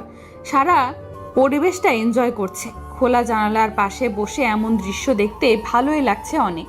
সারা একদম সতেজ লাগছে নিজেকে। উষা সামিরার সাথে গল্প করছে। আদি ফোনে গেমস খেলছে, আর তখন কল আসলো ওর ফোনে। ফোন রিসিভ করে কথা বলছে আদি, কিন্তু কথা ভালো শোনা যাচ্ছে না বলে উঠে একটু সামনের দিকে গেল আদি। আহনাফের বসে থাকতে ভালো লাগছে না, তাই উঠে একটু ট্রেনের সামনের দিকে আসে। ট্রেনের সামনের দরজার দিকে এসে দাঁড়ায় আহনাফ। আহনাফ দাঁড়িয়ে একটা সিটের খেয়াল করলো। একটা ফ্যামিলি, যেখানে মা, বাবা আর বাচ্চা। 6 মাসের বাচ্চাটাকে কোলে নিয়ে বাবা খেলছে আর পাশে মা বসে আছে। মাঝে মাঝে লোকটা তার বউকে একটু আদর দিচ্ছে। আহনাফ এটা দেখে সামনে ঘুরে গেল। বুকের মাঝে কষ্ট আবার দলা বাঁধছে। আজ ওর আর মীরার এমন একটা ফ্যামিলি হতো, একটা হ্যাপি ফ্যামিলি। ওরা, ওদের বাচ্চা, সব মিলিয়ে কত হ্যাপি থাকতো ওরা। কিন্তু হায়, সব এক নিমিষেই শেষ হয়ে গেল। শুধু একটা ভুলের জন্য সব হারালো আহনাফ। আহনাফ কেন যে মীরাকে সাবধানে রাখলো না, তাহলে আজ সব এমন হতো না। আহনাফ একটা দীর্ঘশ্বাস ছাড়লো। আমার আকাশের মাঝে তারার মতো বিচরণ করো, আমাকে বিরহে পুড়িয়ে একটু একটু করে ধ্বংস করো। আদি কথা বলে খেয়াল করলো আহনাফকে। আদি প্রথমে চিনতে না পারলেও আরেকটু ভালো করে এগিয়ে দেখলো সত্যিই আহনাফ ওটা। আদি আহনাফের কাছে এগিয়ে গেল। আদি গিয়ে আহনাফের কাছে হাত দিয়ে বলল, আরে আহনাফ সাহেব, আপনি? আদি গিয়ে আহনাফের কাঁধে হাত দিয়ে বলল, আরে আপনি? জি, আমি ওই যে উষাকে নিয়ে আসছি। সিলেটে যাচ্ছি একটা বুটিক শোতে। ও আচ্ছা, আমিও সিলেট যাচ্ছি অফিসের কাজে। ও আচ্ছা, সাথে কেউ আছে নাকি একা? জি, বোন আছে। ও, আপনার বোন? না মানে আমি তো জানি আপনার কোনো বোন নেই। জি, আমার স্ত্রীর ছোট বোন। ও আচ্ছা আচ্ছা, একটা কথা বলি আপনাকে। বলেন। আচ্ছা, আপনি নতুন করে আবার জীবন শুরু করবেন নাকি এভাবে থাকবেন? আমার প্রথম আর আমার শেষ ভালোবাসা আমার স্ত্রী। আমার জীবনের এক পূর্ণ হয়েও অপূর্ণ প্রাপ্তি সে। আমার জীবনের সব হাসি কষ্টের কারণ সে। আমি তাকে কোনো দিন ভুলতে পারবো না। আমার মন বলে সে আছে, আর সে যেখানেই আছে সেখানেই যেন ভালো থাকে। আপনাকে দেখে অবাক হই আমি, কতটা ভালোবাসেন নিজের স্ত্রীকে আপনি। আর সে আপনার সাথে এমন হলো। আশা করি আল্লাহ আপনাকে নিরাশ করবেন না। যাতে আপনার ভালো হয় সেটাই যেন আল্লাহ আপনাকে দেয়। আমি তাহলে এখন আসি। আহনাফ আদিকে দেখে বলল। আহনাফ মাথা নাড়ালো। আদি চলে আসলো আর আহনাফ ওখানেই দাঁড়িয়ে বাহিরে তাকিয়ে রইল। সিলেটে এসেছে উষারা। এখানে এসে হোটেলে উঠেছে ওরা। আগামীকাল অনুষ্ঠান আছে ওদের। উষা অনেক আগ্রহী। ওর ডিজাইন করা ড্রেসও এই শোতে দেখানো হবে। উষা, সারা, সামিরা এক রুমে আর আদি আরেকটা রুম নিয়েছে। সারা ফ্রেশ হয়ে এসে বসে আছে। কেন জানি অস্থির লাগছে ওর। কিছু একটা নেশার জন্য পাগল হয়ে যাচ্ছে ও। উষা সামিরার সাথে কথা বলতে বলতে বাহিরে গেছে। রুমে সারা শুধু একা। সারার পুরো শরীর অস্থির হয়ে যাচ্ছে। শরীরে কেমন একটা করছে, নিজেকে পাগল পাগল লাগছে। কিছু একটা এখন ওর চাই, যেটা ওর এখন চাই। উষা সামিরার সাথে কথা বলে রুমে এসে দেখে সারা কেমন ছটফট করছে, সবকিছু ছুঁড়ে ফেলছে। উষা সারার এমন অবস্থা দেখে তাড়াতাড়ি সারার কাছে গেল। উষা সারার কাছে গিয়ে ওকে সামলানোর চেষ্টা করছে। সারা, সারা কি হয়েছে তোমার? এমন করছো কেন? আমার চাই, আমাকে এনে দাও। কি চাই তোমার? বলো আমাকে। আমার চাই, আমার নিজেকে পাগল পাগল লাগছে, আমাকে এনে দাও। উষা সারার পাগলামি দেখে ডাক্তারের কথাটা মনে পড়লো, যে কোনো সময় ওর নেশার জন্য উত্তেজনা হবে, পাগলামি করবে এই নেশার জন্য। যদি সেই নেশা ওকে এনে না দেওয়া হয় তাহলে ও ভয়ঙ্কর রকম পাগলামি করবে। উষা বুঝতে পারছে এটাই হয়েছে, কিন্তু এখন কি করবে উষা বুঝতে পারছে না। উষা তাড়াতাড়ি আদিকে কল দিল। আদি উষার কল পেয়ে রুমে এসে দেখে এই কাণ্ড। দেখুন না এখন কি করব ওকে, ও তো পাগলামি করেই যাচ্ছে। এখন এখানে আমি ওই ড্রাগ কোথায় পাবো? কিছু একটা করুন প্লিজ, না হলে এর পাগলামি আরো বেড়ে যাবে। আচ্ছা, আমি দেখছি কি করা যায়। আদি বাহিরে এসে ওর চেনা একজনের সাথে কল দিয়ে খবর নিল এখানে আশেপাশে নেশার কোনো কিছু আছে কিনা। কিন্তু এখানে যা সেরকম কিছু আছে কিনা কেউ সেটা বলতে পারলো না। আদি উপায় না পেয়ে ডাক্তারের সাথে কথা বলল। ডাক্তার বলল এই মুহূর্তে কড়া ঘুমের ওষুধ দিয়ে ওকে ঘুম পাড়িয়ে দেওয়া যেতে পারলে আস্তে আস্তে ও ঠান্ডা হবে। আদি মেডিসিনের দোকানে গিয়ে ডাক্তারের বলা মেডিসিন ইঞ্জেকশন নিয়ে আসলো। সারার পাগলামি বেড়েই যাচ্ছে, উষা সামলাতে পারছে না। আদি রুমে এসে উষাকে সাথে নিয়ে কোনো মতে সারাকে মেডিসিন পুশ করে দিল। আর সারা সাথে সাথেই নিশ্চুপ হয়ে গেল আর ঘুমিয়ে গেল। সারাকে শান্ত হতে দেখে লম্বা শ্বাস ছাড়ল উষা, আদি। এতটা সময় যে কি ওরা ফেস করেছে ওরাই জানে। ওকে এভাবে আর রাখা যাবে না, রিহ্যাব দিতে হবে। সেখান থেকে আশা করি ও সেখান থেকে সুস্থ হয়ে আসবে। তাই করি। যেহেতু ওর আগের কিছু মনেই পড়ছে না, তাই এটা করাই ভালো হবে। এখন থেকে ফিরেই ওকে রিহ্যাবে দিয়ে আসবো। তবে আমি চেয়েছিলাম ওর সব মনে পড়ুক, কিন্তু সেটা হলো না। রিল্যাক্স, ডাক্তার বলছে তো আস্তে আস্তে মনে পড়ে যাবে। উষা সারার গায়ে কম্বল দিয়ে বাহিরে আসলো আদির সাথে। এদিকে আহনাফ মাহি দুজনে আলাদা দুটো রুম নিয়েছে। আহনাফ এখানে এসেই ওর মিটিং করতে চলে গেছে। মাহি চারিপাশটা ঘুরে দেখার জন্য রুম থেকে বেরিয়ে আসলো। মাহির আশেপাশে সব ঘুরে ঘুরে দেখছে, ভালোই লাগছে ওর সব ঘুরে ঘুরে দেখতে। উষা সামিরার কথা বলছে আর হাঁটছে। মাহি চারিপাশ দেখছে, এমন সময় মাহির নজর গেল উষার দিকে। উষাকে দেখে মাহির ওর কাছে এগিয়ে গেল। উষার সামনে এসে মাহি অবাক কণ্ঠে বলল, আপনি প্রফেশনাল ডিজাইনার উষা, রাইট? জি, আপনি কে? আমি আপনার অনেক বড় ফ্যান। এত সুন্দর সুন্দর ড্রেস ডিজাইন করেন আপনি। আই জাস্ট লাভ ইট। ও আচ্ছা, ধন্যবাদ। আপনার সাথে দেখা হয়ে ভালো লাগলো। আমারও অনেক ভালো লাগে আপনাকে দেখে। ওকে। এরপর উষা আর সামিরা চলে আসলো। মাহি চলে আসলো নিজের রুমে। সন্ধ্যার দিকে সারার ঘুম ভাঙলো। সারার এখন নিজেকে একদম হালকা লাগছে। সারা উঠে ফ্রেশ হয়ে আসলো। টেবিলে ওর জন্য উষা খাবার রেখে গেছে। সারা খাবার টেবিল থেকে নিয়ে খেয়ে নিল। সারা খাবার খেয়ে বাহিরে আসলো ঘুরতে। এখানে এসে এখনো বের হয়নিও। সারা মাথায় ওড়না দিয়ে গায়ে চাদর জড়িয়ে আসলো। আহনাফ অফিসের মিটিং শেষ করে ক্লান্ত শরীরে হোটেলে আসলো। সারাদিনের ক্লান্ত শরীর আর চলতে চায় না। আহনাফ নিচের দিকে তাকিয়ে হেঁটে চলেছে আর উপর দিকে দিয়ে সারা আসছে হেঁটে। আহনাফ খেয়াল না করায় দুজনে ধাক্কা খায় একে অপরের সাথে। সারার মুখটা যেহেতু ওড়না দিয়ে ঢাকা, তাই আহনাফ সারার মুখ দেখতে পেল না। আহনাফ সারাকে বলল, সরি, আমি আসলে খেয়াল করিনি। আপনার কোথাও লাগেনি তো? সারা মাটিতে বসে হাত পা ঝাড়ছে আর আহনাফকে বলছে, না আমার লাগেনি। আর সমস্যা নেই, আমি বুঝতে পেরেছি আপনি ইচ্ছে করে ধাক্কা দেননি। আহনাফ সারার কণ্ঠস্বর শুনে চমকে গেল, একদম মীরার মতো স্বর। এটা কিভাবে পসিবল? আহনাফ আর কিছু বলবে তার আগেই কল আসলো ওর ফোনে। আহনাফ কল রিসিভ করে চলে আসলো অন্যদিকে। সারা জামা কাপড় ঝেড়ে উঠে দাঁড়ালো, তারপর রুমে চলে আসলো। আহনাফ কথা শেষ করে এখানে এসে দেখে সারা এখানে নেই। দূর হতেই পারে, গলার আওয়াজ কিছুটা এক, তাই বলে আমি কি কেন ভাবছি আমার মহারানী তো আমার সাথে রেগে দূরে আছে। তবে আমার মন বলে সে আমার অনেক কাছে আছে, শুধু আমি তাকে দেখতে পাচ্ছি না, তবে কঠোরভাবে তাকে অনুভব করতে পারছি। আহনাফ নিজের রুমে চলে আসলো। সারাদিনের ক্লান্ত শরীর নিয়ে এসে ফ্রেশ হয়ে শুয়ে পড়লো। কিন্তু আহনাফের ঘুম আসছে না। বড্ড মনে পড়ছে তার মীরাকে। রোজ মনে পড়ে, তবে কেন জানি আজ অনেক বেশি মনে পড়ছে ওর মীরাকে। আহনাফ ওর ফোনের থেকে মীরার ছবি বের করে সেটা দেখছে। মহারানী, শুভ্রময় প্রেমের ছোঁয়ায় তোমাকে রাঙানোর আগেই বিচ্ছেদ নামক মেঘ এসে সব ঢেকে দিল। আহনাফ মীরার সাথে যা করেছে তা মনে করতেই আহনাফের রাগে চোয়াল শক্ত হয়ে গেল। কেন সে মীরাকে কষ্ট দিল আজ? তাই তো মীরা তার থেকে দূরে। অভিমানী রমণী, অভিমানের পাহাড়টা বড় করে আমাকে একা করে চলে গেলে। আহনাফ মীরার ছবি দেখে দেখে ঘুমিয়ে গেল। অপরদিকে আদি আর উষা বাহিরে হাঁটছে। আদির ভালোই লাগছে উষার সাথে, আর উষাও চুপচাপ হাঁটছে। আদি উষার দিকে তাকিয়ে ভাবছে, আমার জীবনের সর্বনাশী নারী, আমাকে ভালোবাসে তীব্রতায় জড়িয়ে নিয়েছে এই নারী। উষা আদির দিকে তাকিয়ে বলল, কি ভাবছেন? কই কিছু না তো। আচ্ছা। এদিকে সারা বারান্দায় এসে দাঁড়িয়ে আছে। বাহিরে ঠান্ডা বাতাসে অনেক ভালো লাগছে সারার। সারা আকাশের দিকে তাকিয়ে ভাবছে, এ কেমন অনুভূতি হচ্ছে আমার। মনে হয় আমার কোনো প্রিয় জিনিস থেকে অনেক দূরে, বহু দূরে আছি আমি। পরের দিন সকালে আজকে ওষাদের অনুষ্ঠানে যেতে হবে, তাই ওরা রেডি হচ্ছে সকাল থেকে। সারা, তুমি এই শাড়িটা পরো, এটাতে তোমাকে ভালো লাগবে। শাড়ি? শাড়ি। এই নাও, পরে আসো। সারা উষার কথা মতো শাড়ি পরে আসলো, কালো একটা শাড়ি। উষা সারাকে রেডি করে নিজে রেডি হলো।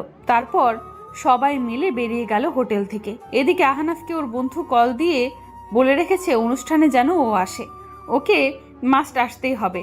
তাই আহনাফ মাহিকে নিয়ে বেরিয়ে গেল অনুষ্ঠানে যাওয়ার জন্য। চোখের সামনে নিজের মহারানীকে দেখে থমকে আছে আহনাফ। তার মহারানী তার সামনে আছে, তার সামনে দাঁড়িয়ে আছে। তার মহারানী ফিরে এসেছে। আহনাফ যেন স্বপ্ন দেখছে এমন মনে হচ্ছে। কিছু সময় আগে উষারা অনুষ্ঠানে এসেছে। অনুষ্ঠান শুরু হবে কিছু সময়ের মাঝে।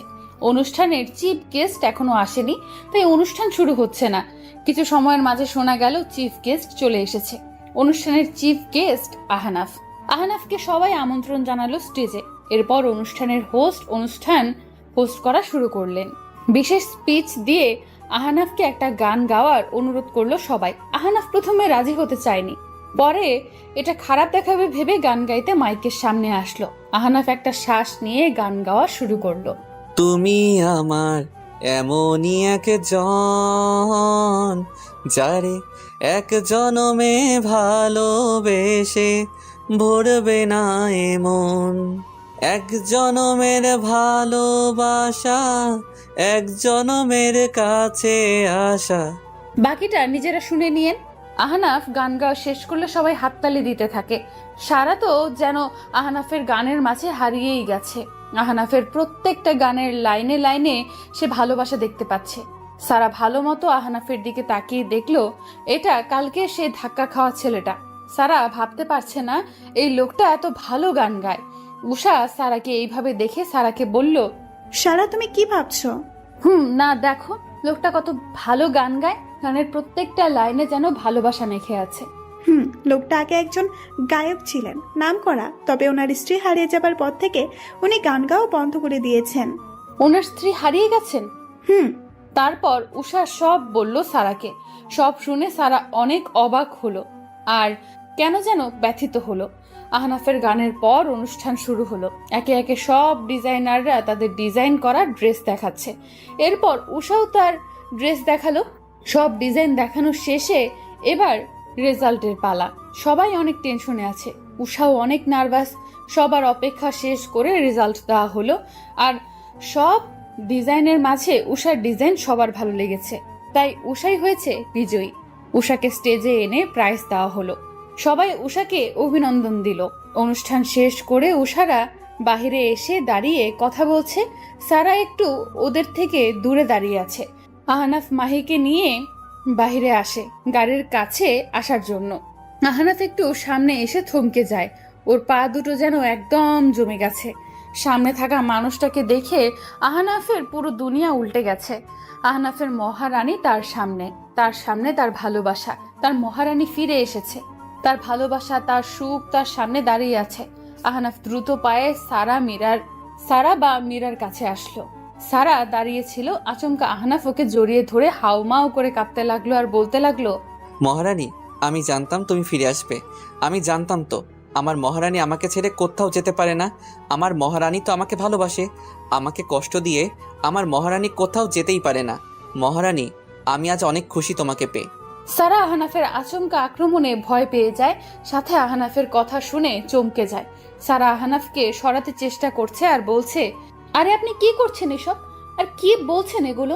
আমাকে ছাড়ুন প্লিজ মিস্টার। না, আমি জানি তো তুমি অভিমান করে আছো, তাই রেগে আছো আমার উপর, তাই না মহারানী?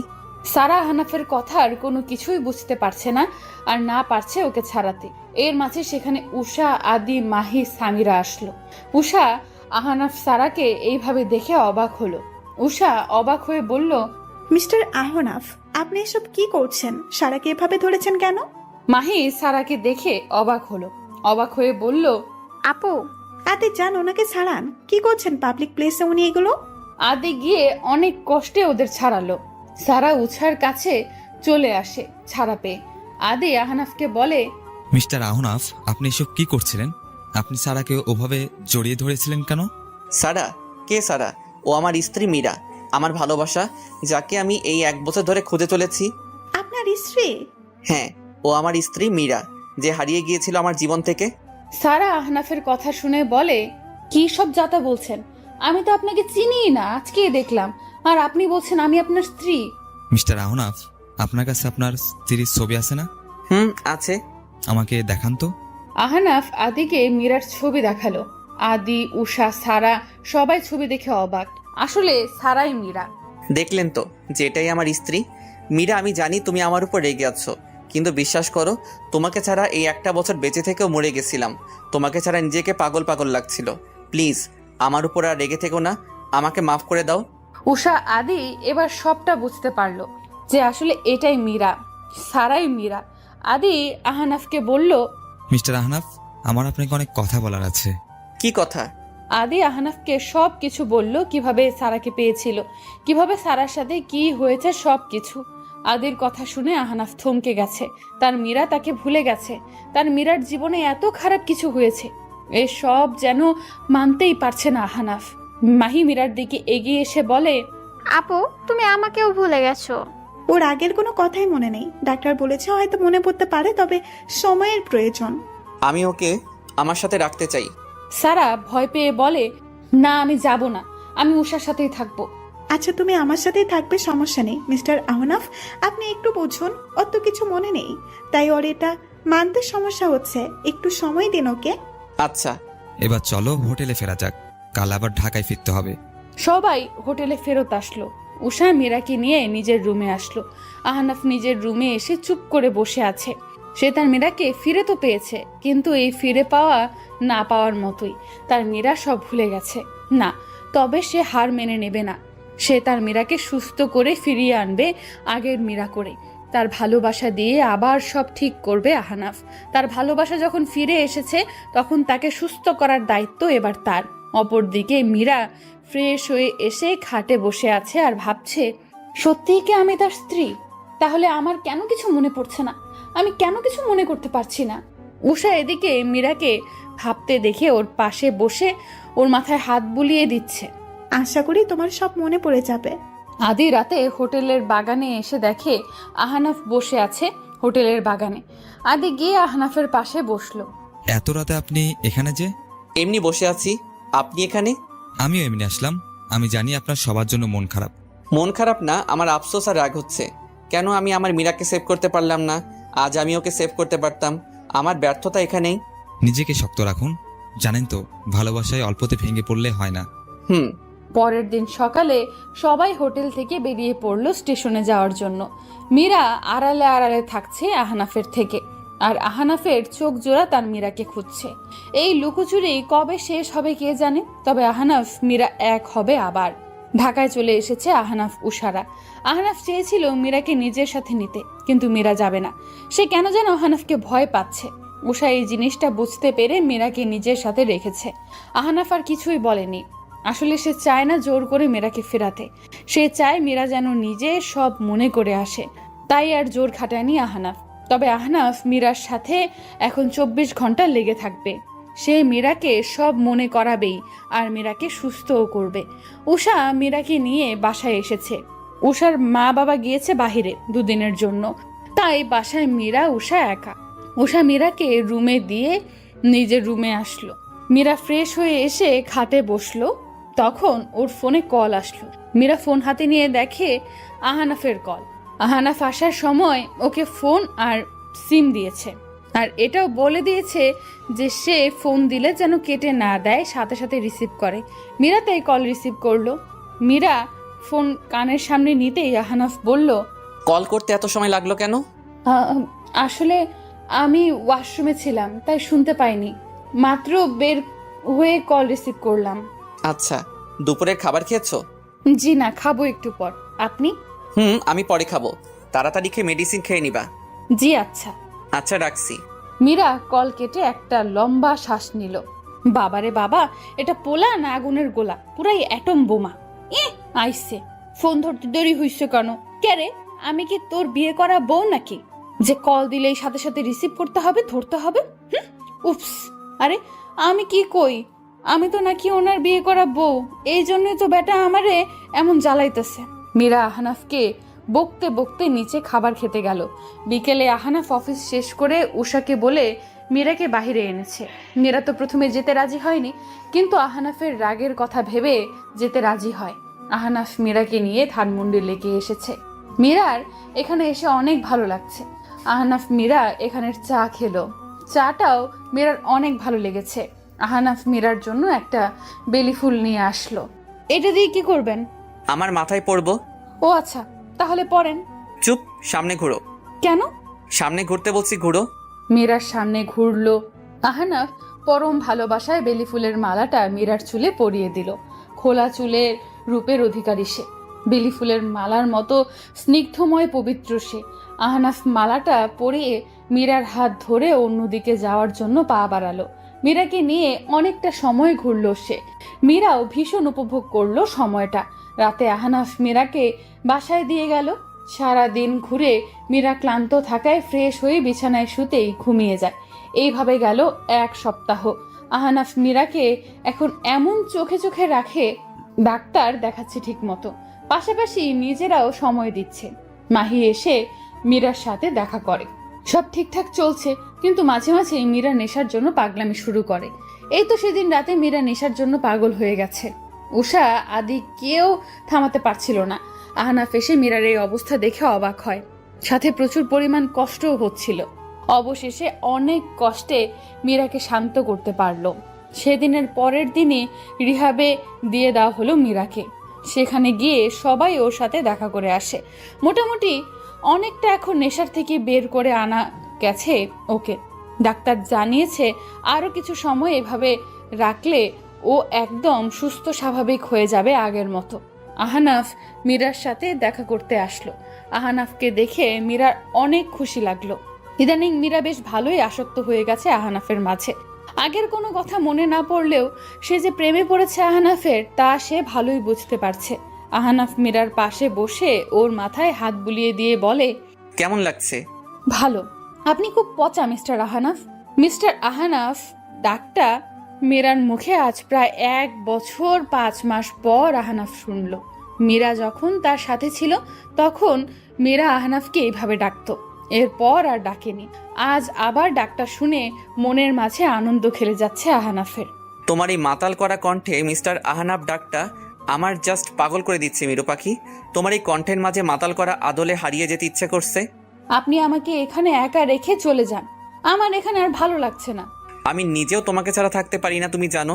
তবে তোমার সুস্থতার জন্যই এখানে এনেছি তোমাকে। আর কয়েকটা দিন, তারপর সব ঠিক হয়ে যাবে। আচ্ছা। আহনাফ মীরার সাথে আরো সময় থেকে চলে আসলো। আহনাফ বাসায় এসে দেখে আদি উষা এসেছে। আরে তোমার কখন আসলা? এই তো কিছু সময় আগে। এসব মাহির থেকে শুনলাম আপনি শালার কাছে গিয়েছিলেন। আলহামদুলিল্লাহ, ভালোই আছে এখন। আমরা একটা সংবাদ জানাতে এসেছিলাম। কি? এই ফাইলটা দেখুন। আমাদের সিক্রেট অফিসাররা জানালো আগামী সোমবার গোল্ডেন রোজ হোটেলে রাতে 50 কোটি টাকার হীরা পাচার হবে। আর এই হীরা কিনা বেচা করবে সেই দুজন যারা রাজকে মেরেছিল আর মীরাকে গুম করে দিয়েছিল। তাহলে তো তাদের ধরার একটা চান্স এটা। আশা করি এবার তারা আর পালাতে পারবে না পুলিশের চোখ ফাঁকি দিয়ে। আরো 3 দিন পর আজকে রাতে হীরা পাচার হবে। আদি আর পুলিশেরা হোটেল ঘেরাও করে রেখেছে ছদ্মবেশ নিয়ে, সাথে আহনাফও আছে। এখন অপেক্ষা শুধু তাদের আসার।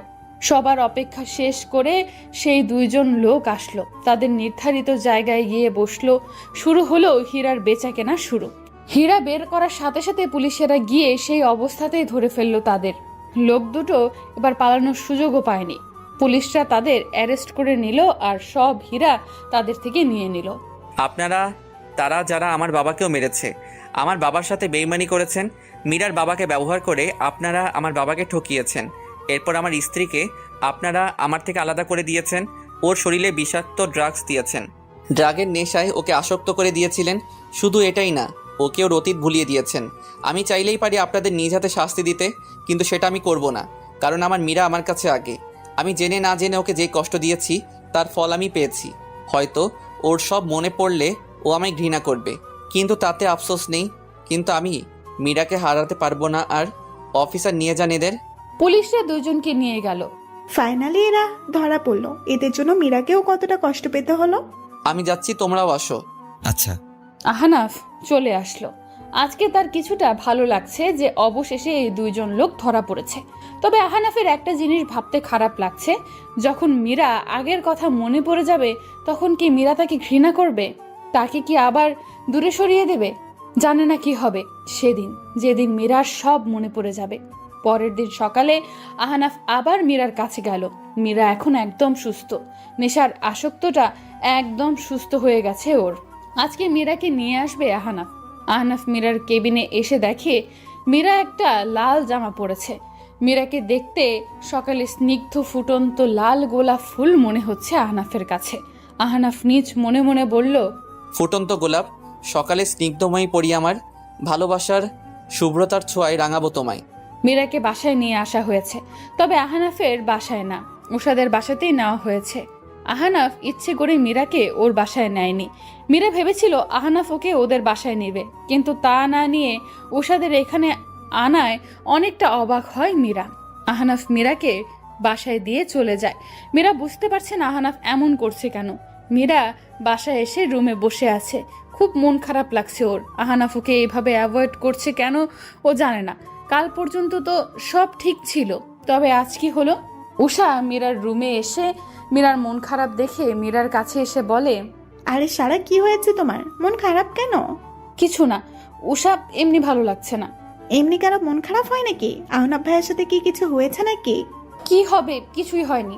আচ্ছা আচ্ছা, শোনো, তুমি তো অনেকদিন পর বাসায় আসলা, এতদিন এক জায়গায় ছিলা, কোথাও যেতে পারোনি, তাই আমি আজকে তোমাকে নিয়ে ঘুরতে যাব বিকালে। আচ্ছা ঠিক আছে। দুপুরের খাওয়া দাওয়া করে বিকেলে উষা মীরা রেডি হয়ে ঘুরতে আসে। উষা মীরাকে নিয়ে একটা রেস্টুরেন্টে আসে। সেখানে আসার পর উষা মীরার চোখ বেঁধে দেয় কালো কাপড় দিয়ে। আরে উষা, কি করছো এসব? চুপ, কোনো কথা বলবে না। কিন্তু আরে দেখোই না কি করি। উষা মীরাকে নিয়ে আসে একটা সাইডে। সাইডটা খুব সুন্দর করে সাজানো, লাল সাদা বেলুন দিয়ে আর লাইটিং করা। একটা বড় টেবিলে অনেক রকম খাবার, কেক, ড্রিঙ্ক সাজানো।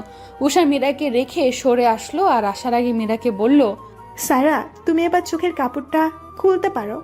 মীরা চোখের কাপড়টা খুলতেই সামনে দেখে আহানাফ দাঁড়ানো ওর সামনে। আহানাফের হাতে একটা গোলাপ ফুলের তোড়া। মীরা কিছু বুঝে উঠতে পারছে না কি হচ্ছে। মীরাকে অবাক করে আহানাফ মীরার সামনে ফুলের তোড়াটা ধরে বলল, মহারানী, আমার শূন্য বুকটা কি আবার তোমার স্নিগ্ধ ভালোবাসা দিয়ে পরিপূর্ণ করবে? আমার রাজ্যের রানী হবে কি আবার? আমাকে আবার ভালোবাসার সুযোগ দেবে কি? আহানাফের এমন প্রপোজালে স্তব্ধ মীরা। মীরা ভাবতেই পারেনি, মীরা ভাবেইনি যে আহানাফ তাকে এইভাবে প্রেম নিবেদন করবে। মীরার খুশিতে আত্মহারা অবস্থা। মীরা আহনাফের হাতের থেকে ফুলগুলো নিয়ে আহানাফকে জড়িয়ে ধরল। আমিও আপনাকে ভালোবাসি মিস্টার আহনাফ। নতুন করে আমি আপনার প্রেমে পড়তে বাধ্য হয়েছি। আমি আপনাকেই আমার মহারাজের রূপে দেখতে চাই। আহনাফ মীরাকে জড়িয়ে ধরল। আজ তার ভালোবাসা, তার মহারানীর মুখে ভালোবাসি কথাটা শুনতে পেরেছে সে। এই কথাটা শোনার জন্য কতটা অপেক্ষা করছিল সে। আজ অবশেষে সেই অপেক্ষার প্রহর শেষ হলো। আচমকা কারো কাশির আওয়াজে মীরা আহনাফ একে অপরের থেকে আলাদা হয়ে গেল। পেছনে তাকিয়ে দেখে উষা, আদি, মাহি দাঁড়ানো। ওদের দেখে একটু লজ্জা পেল মীরা। উষা মীরার কাছে এসে বলে, থাক থাক, আর লজ্জা পেতে হবে না। দেখো না কেমন নতুন বইয়ের মতো লজ্জা পাচ্ছে। আহা, আর লজ্জা দিও না তুমি। সেদিনের মতো সবাই আড্ডা হাসির মাঝে দিয়ে দিনটা সবাই পার করলো। সময়ের সাথে সব পাল্টে যাচ্ছে। উষা আদির বিয়ে ঠিক হয়ে গেছে। উষা আদির বিয়ের সাথেই আহনাফ মীরার আবার বিয়ে হবে, তাই সেই মতোই সব আয়োজন চলছে। আর 3 দিন বাদে ওদের বিয়ে। সব আয়োজন করা শেষ। 3 দিন বাদে আজ আহনাফ, মীরা, উষা আদির হলুদ। 4 জনকেই বেশ সুন্দর লাগছে একে অপরের সাথে। নাচ গানের মাঝে দিয়ে ওদের হলুদ অনুষ্ঠান শেষ হলো। আজ সেই অপেক্ষিত দিন। আজ 4 ভালোবাসার প্রাপ্তির দিন। 2 বউকে সাজিয়ে স্টেজে নিয়ে আসা হলো আর 2 স্বামী অপেক্ষা করছে তাদের বউয়ের জন্য, যার বউকে তার পাশে বসানো হলো। কাজে চলে আসে বিয়ে পড়াতে। প্রথমে আহনাফ মীরার বিয়ে হলো, এরপর উষা আদির। বিদায়ের সময় উষা অনেক কেঁদেছিল, মীরাও কেঁদেছিল। উষার বাবা মা মীরাকেও অনেক ভালোবেসে আদর দিয়েছেন। মীরা সারা জীবন তাদের কাছে কৃতজ্ঞতা জানাবে। আহনাফের বাসায় মীরাকে বাসর ঘরে বসিয়ে দিয়ে গেছে মাহি। মীরার কেন জানি খুব লজ্জা লাগছে। মীরা ভাবতেই পারছে না তার আর আহনাফের ভালোবাসা পূর্ণতা পেল। আহনাফ দরজা খুলে ভেতরে আসলো। মীরা উঠে আহনাফকে সালাম করলো। আহনাফ মীরাকে নিজের বুকে জড়িয়ে নিল এবং কপালে চুমু দিয়ে বলল, যাও ফ্রেশ হয়ে আসো। আচ্ছা। মীরা ফ্রেশ হয়ে আসলো। আহনাফ মীরার কপালে আবার চুমু দিল। চলো বারান্দায় যাই। আহনাফ মীরাকে নিয়ে বারান্দায় আসলো। মীরাকে দোলনায় বসিয়ে আহনাফ ওর সামনে বসলো। মীরার একটা পা ওর হাঁটুতে রেখে পায়ে একটা পায়েল পরিয়ে দিল, তারপর একটা চুমু দিল পায়ে। আহনাফ মীরার হাত দুটো নিজের হাতের মাঝে নিয়ে বলতে লাগলো, আমি জানি না তোমার কবে সব আগের অতীত মনে পড়বে, আর আগের অতীত মনে পড়লে তুমি কি আমায় ভুল বুঝবে কিনা জানি না। আমি যা করেছি আগে, আমি তার জন্য তোমার কাছে ক্ষমা চেয়েছি, আর এখনো চাইছি। তোমাকে আবার হারিয়ে ফেলার কোনো ক্ষমতা আমার নেই। তোমাকে হারিয়ে ফেললে হয়তো আমি মরেই যাব এবার। প্লিজ আমাকে মেরে দিও না তুমি হিনা করে। আহনাফ আরো কিছু বলতে যাবে, তার মাঝে মীরা আহনাফের ঠোঁটে ওর আঙুল ছুঁয়ে দিল। চুপ, এতক্ষণ আপনি বলেছেন আমি শুনেছি, এবার আমি বলবো আপনি শুনবেন। আমার সব মনে পড়ে গেছে মিস্টার আহনাফ। জি, আমার সেই রিহাবে থাকতে সব মনে পড়েছে, কিন্তু আমি আপনাদের বুঝতে দেইনি। কেন দেইনি জানেন? আমি দেখতে চেয়েছিলাম আপনি ঠিক আমাকে কি আসলে মন থেকে ভালোবাসেন নাকি অনুশোচনা থেকে। কিন্তু না, বিশ্বাস করুন, যখন আমি দেখলাম আপনি আমার ওই পরিস্থিতিতেও আমাকে একা ছাড়েননি, আমার জন্য দিন রাত এক করেছেন, তখন এটা অনুশোচনা নয়, ভালোবাসাই আপনার মন থেকে ভালোবাসা। তবে হ্যাঁ, আমার সাথে আপনি যা করেছিলেন সেটা আপনার বাবার সাথে অন্যায় হয়েছিল বলে করেছিলেন, কারণ আমার বাবা তাতে জড়িত ছিল। কিন্তু এতে আমার অপরাধ ছিল না। আমি তো আপনাকে তখনও ভালোবাসতাম আর এখনো ভালোবাসি। আমার কোনো রাগ অভিযোগ নেই আপনার প্রতি মিস্টার আহনাফ। আহনাফ মীরার কথা শুনে চমকে যায়। তোমার সব মনে পড়ে গিয়েছে, মানে আগে সব কিছু? OMG! আর তুমি আমাকে বললেও না এটা ঠিক করো নাই? জানো আমি কত চিন্তায় ছিলাম এটা নিয়ে, যে তোমার সব মনে পড়লে তুমি আমাকে ভুল বুঝবে, আর সেখানে তোমার সব মনে পড়েছে আর তুমি আমাকে বলো নাই। বারে, বললে তো আর মজা পাইতাম না। এতদিন যত কেয়ারিং লাভিং করলেন। দাঁড়াও, তোমাকে দেখাচ্ছি আমি। আহনাফ মীরাকে কোলে তুলে নিল দোলনা থেকে। আরে আরে, কি করছেন? আমাকে বোকা বানানো, তাই না? ইস রে, আমার চালাক জামাই রে। মীরা দেখো, আজকে আকাশে কত সুন্দর একটা চাঁদ উঠেছে। জানো মীরা, যখন তুমি আমার কাছে ছিলে না তখন এই চাঁদের সাথে কথা বলতাম, তোমার নামে নালিশ করতাম। এখন থেকে চাঁদ মামির ছুটি, এখন আমার নালিশ আমাকেই করবেন। আজকে আমি তোমার মাঝে ডুব দিতে পারি? মীরা আহনাফের কথার মানে আর আবদারের মানে বুঝে লজ্জায় আহনাফের বুকে মুখ লুকালো। আহনাফ মীরাকে নিয়ে খাটে শুইয়ে দিল, তারপর মীরার উপর নিজের শরীরের ভর দিল। মীরা আহনাফের গলা জড়িয়ে ধরল দু হাতে। আহনাফ মীরার ওষ্ঠযুগল নিজের ওষ্ঠযুগলে আবদ্ধ করে নিল। আস্তে আস্তে এক হয়ে যাচ্ছে দুজনে। আজ দুজনের ভালোবাসায় দুজনে দুজনকে রাঙাবে। আজ একে অন্যের তুমিময়ে প্রাপ্তি হয়ে যাচ্ছে তারা। আজ তাদের মিলনের রাত, বাসর রাত। আপনারা কি জানেন বাসর রাতে কি হয়? অবশ্যই কমেন্ট করে জানাবেন। ভালোবাসার প্রাপ্তির খাতায় তুমি নামক প্রাপ্তি শ্রেষ্ঠ প্রাপ্তি। আমার ধূসর জীবনের তুমিময় প্রাপ্তি শুধুই তুমি। এভাবেই ভালো থাকুক আহনাফ মীরা। অনেক বিপদ আপদ মান অভিমান মিটিয়ে আজ তারা এক হলো, একে অন্যের প্রাপ্তি হয়ে গেল তারা। ভালো থাকুক দুজনে দুজনের ভালোবাসার তুমিময় প্রাপ্তি হয়ে। অবশেষে শেষ করে দিলাম গল্পটা। জানি না আপনাদের কাছে কেমন লেগেছে। এই গল্প লিখতে গিয়ে অনেক সমস্যায় পড়েছিলাম। এভাবেই ভালোবাসা দিবেন আমাদেরকে, আর দোয়া করবেন যেন সামনে আরো ভালো কিছু আপনাদের মাঝে নিয়ে আসতে পারি।